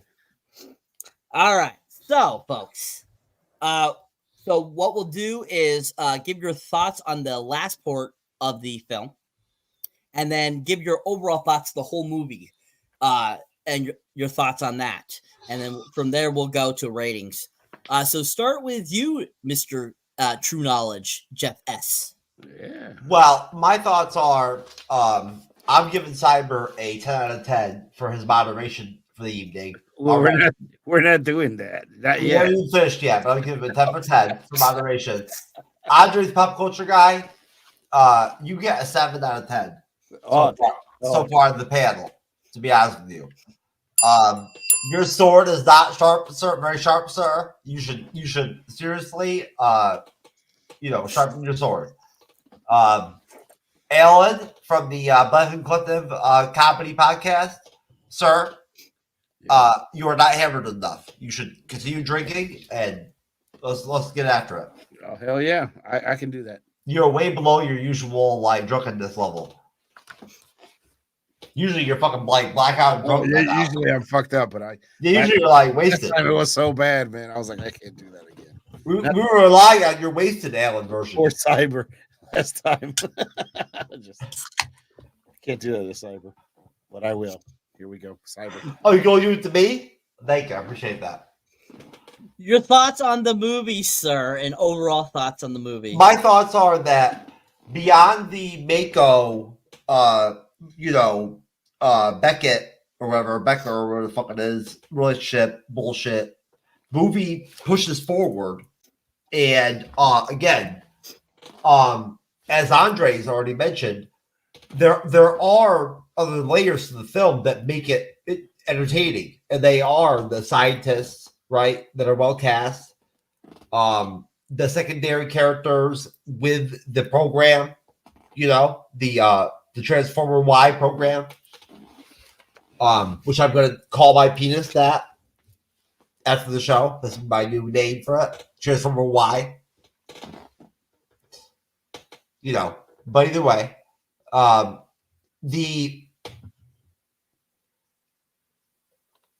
the final sort of battle, well, not the final battle, but the battle before the final battle in Japan, if I'm correct, right? Hong Kong. The Hong Kong looks great. It's really good. One of the best battles in the movie. Just fucking the action looks awesome. When you take the scale of how big they make the Jaegers, yes, drink. They shoot them on such scale that you feel like, as an audience member, you feel like you're like a fucking like little pea compared to the size of them. They're huge. That's what she said. I know. Well, not with me, Allan. Listen, and that's what Jeff has mentioned now 4 times now. That Allan comment about how they have the sizes of these Allan, Jaegers. No, yeah. These too many tiny pieces cannot be hidden, bro. I'm Puerto Rican, man. I don't have that problem. Chicks notice. So, well, I do. But like, I still have game though. I am that one dude that has a extremely tiny penis and game. Right, Andres? I know nothing. That's right. That's real game. When you got a tiny cock and you still fucking get after it. Anyways, that's another story, folks. As far as Pacific Rim goes, no. The action scenes are fucking dope. They're awesome. When I talk about scale, I mean everything. The world around it, the buildings, the landscape, the horizon, people. Thank you, sir. You covered me up on that one. I was farting right at that moment, but no. The overall, the whole shot, right? Like, take away the battle. How they show the reciprocation or the effects of the battling between the mutant fucking whatever the fuck monster motherfuckers that don't make me drink versus the Transformer Ys. The after effects of it are great. They look great, right? Like, they look really good. It looks like there's real damage being done. Like, these things are huge. And throwing in that one Ron Perlman character or whatever was nice. Nice touch, right? He brought a presence to the film. He has a certain charisma to him as an actor. That actor. Ron Perlman, he was pretty solid. He makes that whole deal work with him and Charlie Day or whatever. It works. But Idris Elba really holds it down. He's really the main dude. Drake. He's it in the third part of the film. He's the voice. He's really like what's going down. And I mean, what can I say? Idris Elba studied and watched and took from Mel Gibson in Braveheart and Gladiator, Russell Crowe, for his role in this film. Okay, he did. I'm serious. He watched Mel Gibson in Braveheart and Russell Crowe in Gladiator to get prepared for his role in this film. Del Toro saw him as like a Gladiator-esque character. He sees him as a character that, as an actor that has hands that are so big and eyes that are so humanly connected that he can display any emotion. Check out what Del Toro thinks of Idris Elba. He thinks very highly of him as an actor. My point is that he set up that third part of the film as that William Wallace type character, and he services it, man. He does it too, and he contributes. He gets in the game. He gets some skin in the game too, right? Like when you fuck one of these crackhead bitches from the fucking parking lot and shit and whatnot with no condom. Hey, let's get in the game, Allan. Yeah, you're taking a risk there, buddy. BLC, nigga. What's up? Let's do it. Anytime, baby. We'll get after it.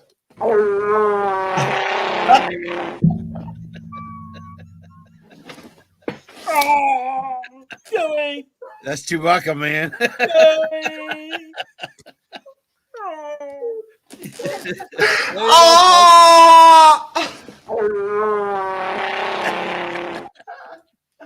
Andres, I want to hear your Wookiee imitation. Yeah, Andres like, dude, I'm talking about something else. Come on, Andres, Wookiee. That is correct. Jeff is correct. It says on the Wikipedia that to prepare for the role, Elba watched footage of politicians David Cameron and Barack Obama, as well as Russell Crowe in Gladiator and Mel Gibson in Braveheart. And like you said, yeah, Del Toro initially offered the role to Tom Cruise, who declined because of scheduling conflicts. Tom Cruise is too busy getting pussy, baby.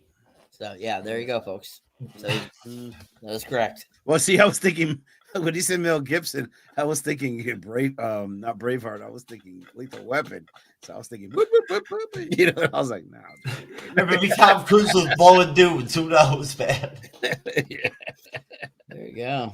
He'll know. So basically, Cyber, overall, with the last couple sequences, the Idris Elba and Charlie Hunnam hold down the end of the film. Mako or whatever, whatnot, is like basically not even meaningful. At the end, when people survive and all that, and whatnot, everything, and they hug and all that shit, it's like, what? Okay, that's weak. That's weak sauce. Like I said, Tom Cruise would have hit that shit. Yeah. As gay as he is, he was stuck it in there. Got it.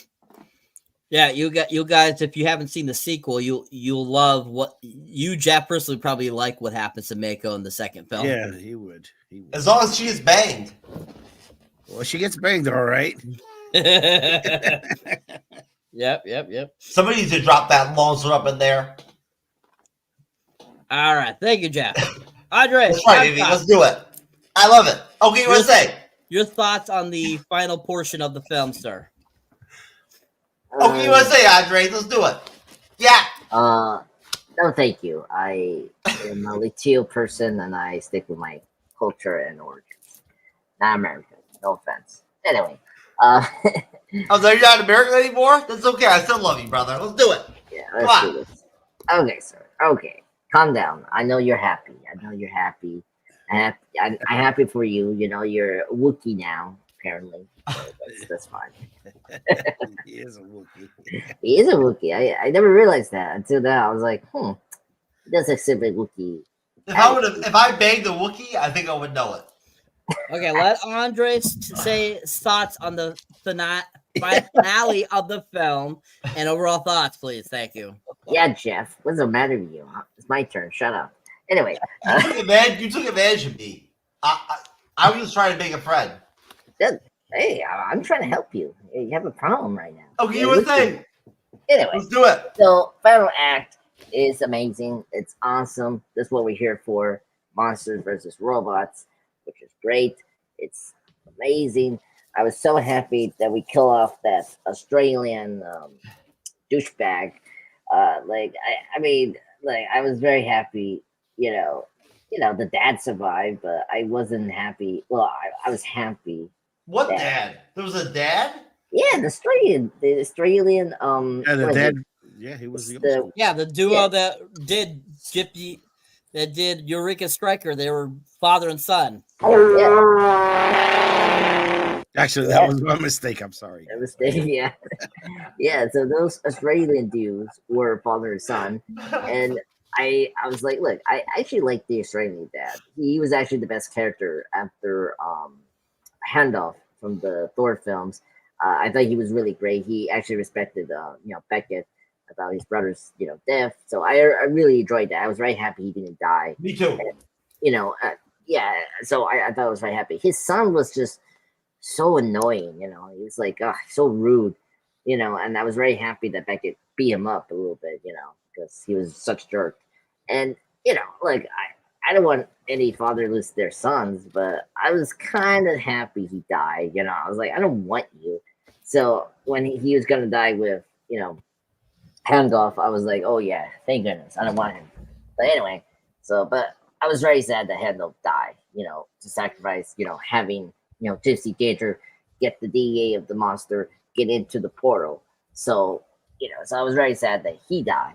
And of course, throughout the film, they were hinting at something happened to him because he had nose blood coming out. Of course, he had cancer because of the use stuff. That was the AIDS. Sure, AIDS. That's not how it works, sir. That's cancer. I mean, radiation cancer. Anyway, it's a disease he's affected by because the radiation of the suits. So you guys know the. Alan, you okay, motherfucker? You lost it. Oh my god, Alan, don't listen to this. I'm still here. Jeff is always weird. Disturbing. Anyway, disturbing and weird. Great words for it. Yeah, that's about right. Yeah. I own it. I love it. Let's do it. Good. Let's do it. So it was great. It was great to see the two scientists get together. It was great, and they did the drift, and then they revealed how to get into the portals, which was great. So they have to get the monster so that they can access to the portal, because apparently the portal knows that if you're not one of them, you're not gonna work. So get the monster, because you get the DA, you go in, it's like a pass. So you go in the portal. That was really great. The special effects here were awesome, like very colorful. Like today's CGI, like a lot of us have been complaining how awful they are. With this movie, the CGI has been just spotless, and just going to that portal is just another dimension. It's really great. So it was sad that Gypsy Danger got damaged so heavily, but hey, it's still badass. So it was really great. And the score, we haven't bring up the score too much, but I really enjoyed the score here from the Game of Thrones composer. I forgot the name of this composer. Remake Diage, who's a great composer. He did The Girl with the Dragon Tattoo. He did the first Iron Man film, which I still love the soundtrack from that. So this soundtrack, it was awesome here. And yeah, when they got destroy the portal, it was happy ending. I love it. And really? Jeff likes that. What? He likes fire monkey. He likes happy ending. Yeah. Huh. Are you talking about the damn massage thing? Oh yeah. That's something else. Anyway, so overall, my okay, USA, let's get it. Yeah, whatever, sir. You're in USA, sir. Let's do it. Yeah. Anyway, so overall, my opinion of this film is a great film, great, sci-fi monster film that it lavish its love of the genre, which is great. This is definitely a top 5 Del Toro film for me. I mean, it shows how good it was. I mean, this was his first film since he was supposed to direct the Hobbit film. A lot of people don't know this. he was supposed to direct the Hobbit film, but that didn't happen, and so this was the next film. This was his new film he made after that. That whole situation was just so annoying. So it was really sad. And you see, if he directed the Hobbit films, it's gonna be like this. Just the monster effects was gonna be awesome. The story could have worked better than the Hobbit that we got. Anyway, so I really appreciate this film. I'm so happy. So that Mako bitch is gonna be in the Hobbit? Maybe. No, that's not what I'm talking about. I'm just mentioning that the reason that this movie came is because he was supposed to direct the Hobbit films, but he didn't. And this is what he instead made this film, which is great. Well, good. That's very good. Okay, what is that? Yeah, exactly. But yeah, and I'm happy that Tom Cruise is not in this movie because it could have been weird. I mean, hey, Tom Cruise is really good. Yeah, Tom Cruise was really good. And Some guy named Cyber told me. Yeah. Shark. I'm sorry, Shark. Some guy named Shark told me. All right. He's like, Tom Cruise is all right, bro. Oh, God. Jeff is... He's a breathalyzer now. I met him earlier. His name is Shark. I don't fucking know.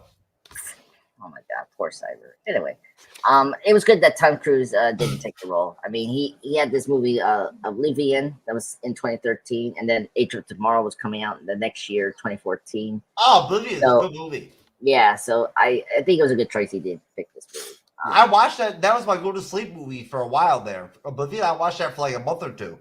Oh, yeah? It's not bad. It's a good special effects film. That's good. So, yeah, that's my thoughts on the film. Love it. Recommend you guys to watch it, the viewers. Mm-hmm. All right. Thank you. Allan, your thoughts, sir, on the final scene, the final sequence, and overall the movie. All right.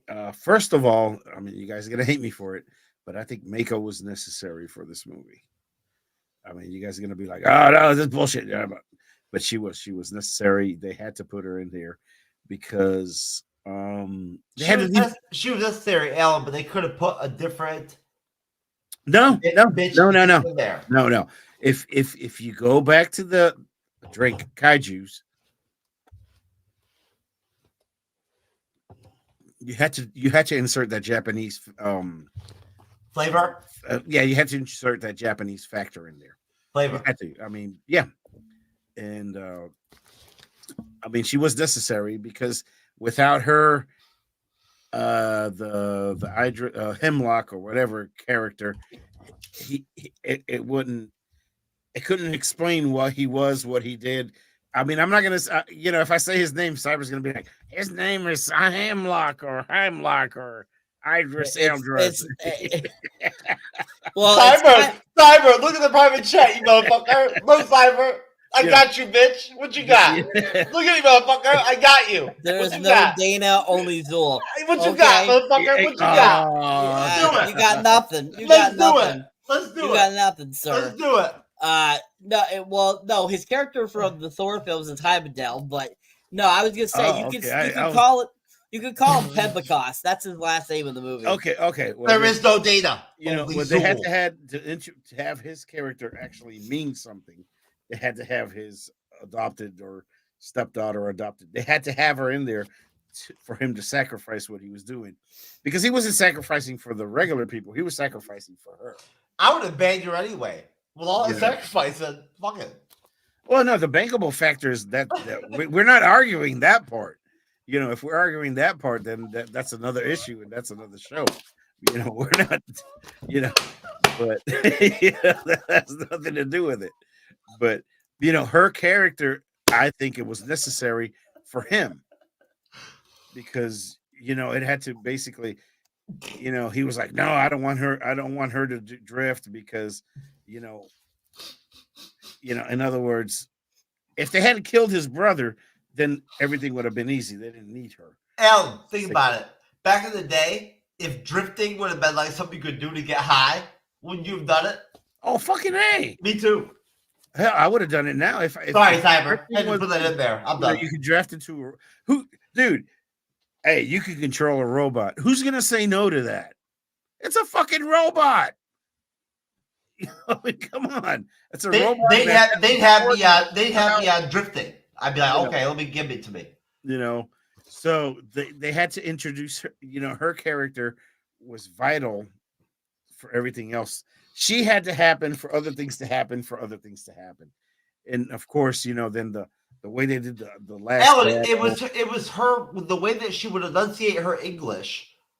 It seemed so stereotypical. Well, no, I mean if you as the Asian character, it was so stereotypical, and she just wasn't that good.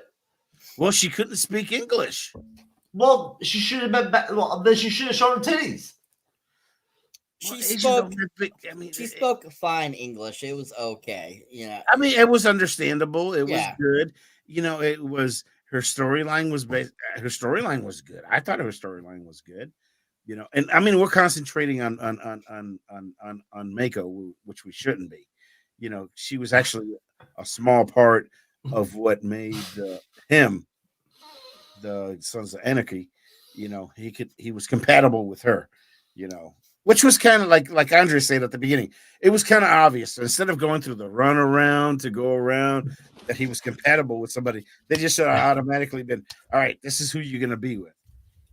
But of course that would have cut 20 minutes off the movie. And they can't do that. But then the final battle, the sacrifice and all that.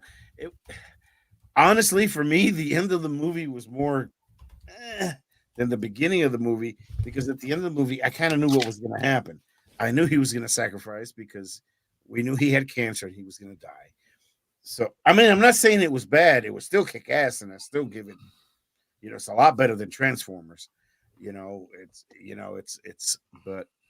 it was just the little details here and there that, was like, okay, all right. And like the score, the fight scene and the music score, and then the end credits when they showed the Kaijus and then show the robots, that was kind of cool. But I mean, Al, did you see him? Sorry, I don't mean to overstep, but knowing that he paid attention to Mel and Braveheart, and that he paid attention to Russell Crowe and Gladiator, did you see that? I had no idea. And he just his final delivery. No, I had no idea that. I mean, it was just regular Hollywood, final speech. All right, let's go get them type of deal. Independence Day. They all have this leader that gives you the speech and tells you what the fuck you're supposed to do. Which in real life, it doesn't work like that. In real life, it's like, I don't know what you're supposed to do. Just go out there and get it done. In the movies, they have that. But now that when you mentioned it, I laughed at you because I was like, what the fuck is he talking about? And then Cyber said, yeah, they actually thought of, they brought the oh man, you laughed at me? I laughed at you. You didn't see me laugh? What the fuck? Oh man. Yeah, I laughed at your face, man. That's okay. We'll be okay, brother. Cyber. We're good. Alan and I will give you back to the show. We're good, but and then I hate to regress, because I already almost at the end. But Ron Perlman, without Ron Perlman in this movie would have sucked. He actually, because they brought him in after all that drama bullshit. So without him coming in and introducing his character and introducing what he was doing, they couldn't have gone there from that to the battle, So are you sure you're not just drunk as fuck? Oh, I'm fucked up, man. I ain't doubt. I'm not denying that part, but Ron Perlman actually carried that one section. He did. He carried that one section, and of course, the Playing Philadelphia. He's fucking awesome anyway. But overall, fucking awesome.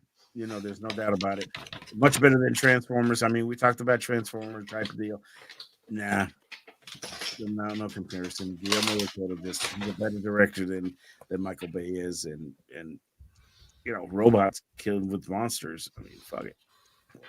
You can't go wrong with that.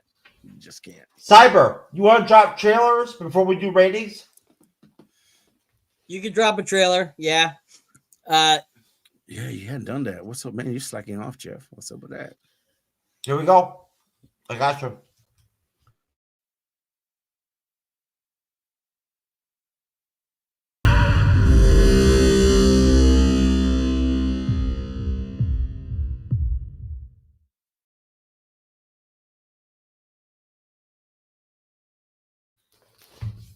Okay, I feel bad. I apologize to the whole team for the show that I did not drop trailers earlier than that because they really, really, really reinforced the film a lot. And I should have dropped them earlier. My bad, guys. It's all good. It's all good. It happens. Anyways, folks, so there you go. Just to reinvigorate what we were just talking about. Great robot-tastic fighting monster movie. All right, so we'll go around and give our fucking goddamn ratings and plugs and get the hell out of here. Allan, rating.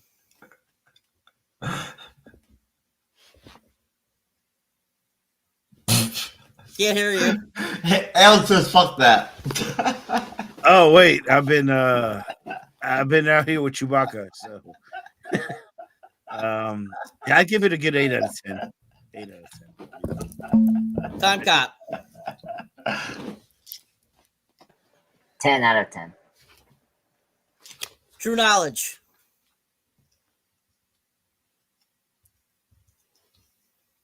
7.5. And I give it a solid 10. And I give that part a 2. You give it a 10, Cyber? 7.5. Good film. I give it a 10. A 10, solid 10 for the film. Has holes. All right. So, sir, do you have people's shit pulled up? Well, I thought we were going to talk about holes, like Ant-Man 3. Nope, no holes. You're the only one that thinks there's holes. Okay. I've got holes. Holes? I'm just a pop culture guy. What's up? Oh, shit, you got the MCU'S Bleeding Edge logo now on your shit? Damn, bro. You're smart. Good move, bro. Yeah, sure thing. Anyway, hello everyone. This is Andreas Poco Guy. This is my channel, Andreas Poco Guy 10%. Today, I'm up to 916 subscribers. So I want to thank everyone from the MCU'S Bleeding Edge community. You guys have been very helpful. Very soon, me and Jeff will be back again to do a live stream review on The Winter Soldier. That's going to be scheduled very soon. Oh, shit. Okay. And yeah, next Sunday. So just let you know. So next yes, Sunday. Master. Yes, Master. April 7th. We're going to review that movie because it's 10th anniversary. And yeah, and then I'll post other content here soon to begin with April, which is crazy, folks. We're going to be in April next Monday, which is crazy. So yes, thank you, bottom of my heart. Thank you for supporting me. Please help me in Cyber to hit that mark, 2024, to increase our subscribers count. So thank you. The ones who live finale, bitch. What's up? Cyberneticshark, sir. You don't. There you go. You don't have our logo. No, I don't. Well, everyone out there, thank you for watching tonight. If you enjoyed my moderating or enjoyed me on the panel, you can check out my solo content. You can find me under Cyberneticshark pretty much on any social media platform. YouTube is my main base.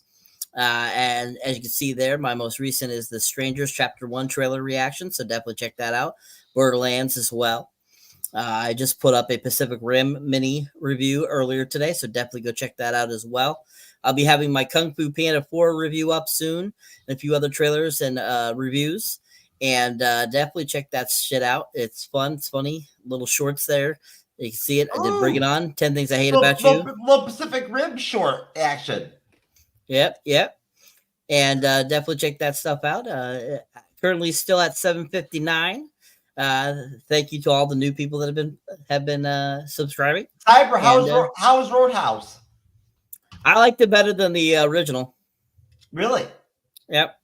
Damn. Roadhouse. We might have to review it. Roadhouse. All right, what do you think, Allan? You ready to handle some plugs maybe for the Black Lincoln Collective? Yeah, yes, I do. First of all, guys, please support my two buddies here, Andre and Cybershark. I mean, watch their. I watched. Just call him Shark. Oh yeah, Shark. Yeah. I actually log on their stuff, and when it comes to movies and stuff, and I watch their stuff and get their reviews, because then that way at least I know them and I trust them. So you guys should support them.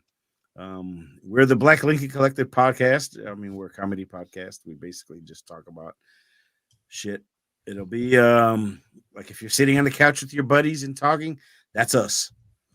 We don't have no agenda. We basically just do whatever we do and talk whatever we want to talk about. And that's about it. Please subscribe if you want to. If you don't, hey, it's whatever you guys want to do, man. There you go, guys. You could take it or like it. Exactly. Okay, as far as the MCU'S Bleeding Edge goes, straight up, props to Idris pop culture guy and Cyberneticshark. We're almost at 43K subscribers. That is awesome. 50K is like huge. That's what she said. I mean, seriously, Cyber, is that not huge?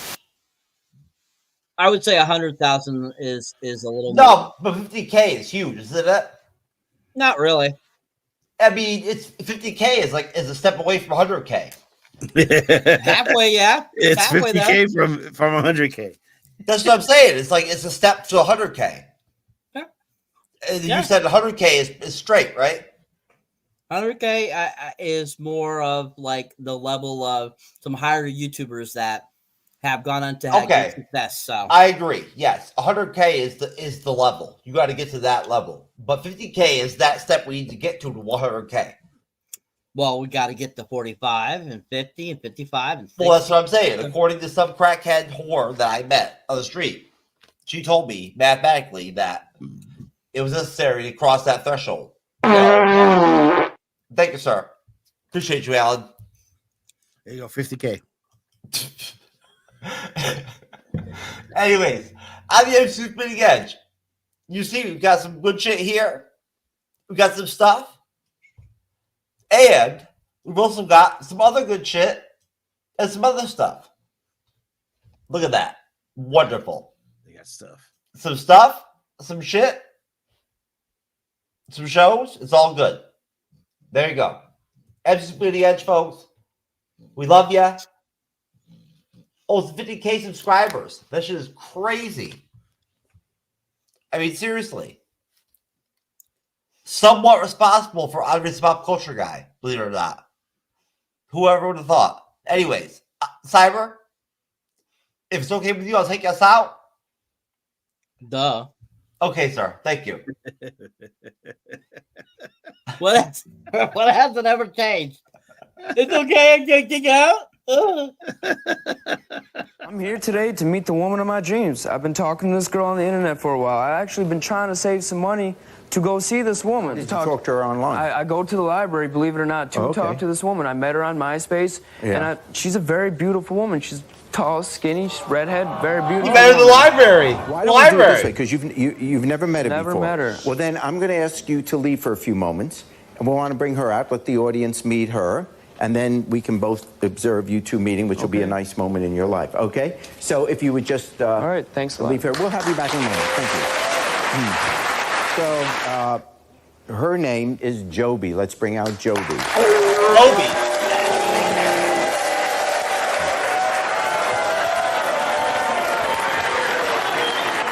Okay. Hi, Joby. Okay. Hello, Jerry. Okay.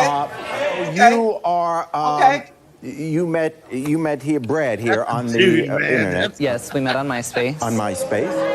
MySpace. And what attracted you to him? He was cute. He seemed very nice in the message he sent me. Yeah. And you think this could be the one? Yes. That's it.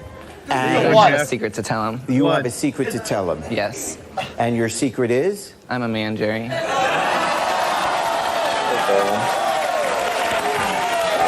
He says he wants to meet me, he tried to get a bus ticket or whatever.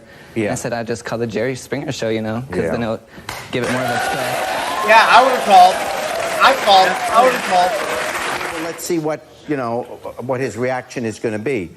But you really care about him. This isn't just to play a trick on someone. You really want him to be okay with you. Yeah. All What right. do you think, Cyber? Well, let's bring him out now. Okay, how about a nice hand? Let's bring him back now. Here's Brad. No. I would be like, goodbye. It's kind of nervous on national TV, I know, but like, I wanted to ask, like, maybe, like, you know, you could be my girlfriend. Well, Brad, I have to tell you, I'm a man.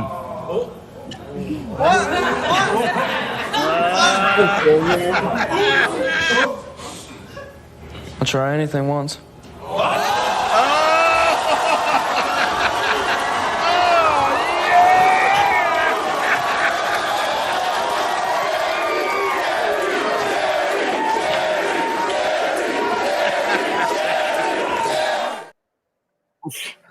I like it that they're cheering Jerry.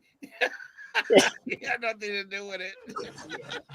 You're supposed to be ending the show, sir. What the fuck are you doing? I don't know, man. I just got thrown off by that. He's like, I tried anything once. That clip. I mean, you know, I can try everything once. Hey, yo, Jay, can we get some ratchet one time? Look, I don't want to talk. How you try and press the kid and really you was soft. All you know is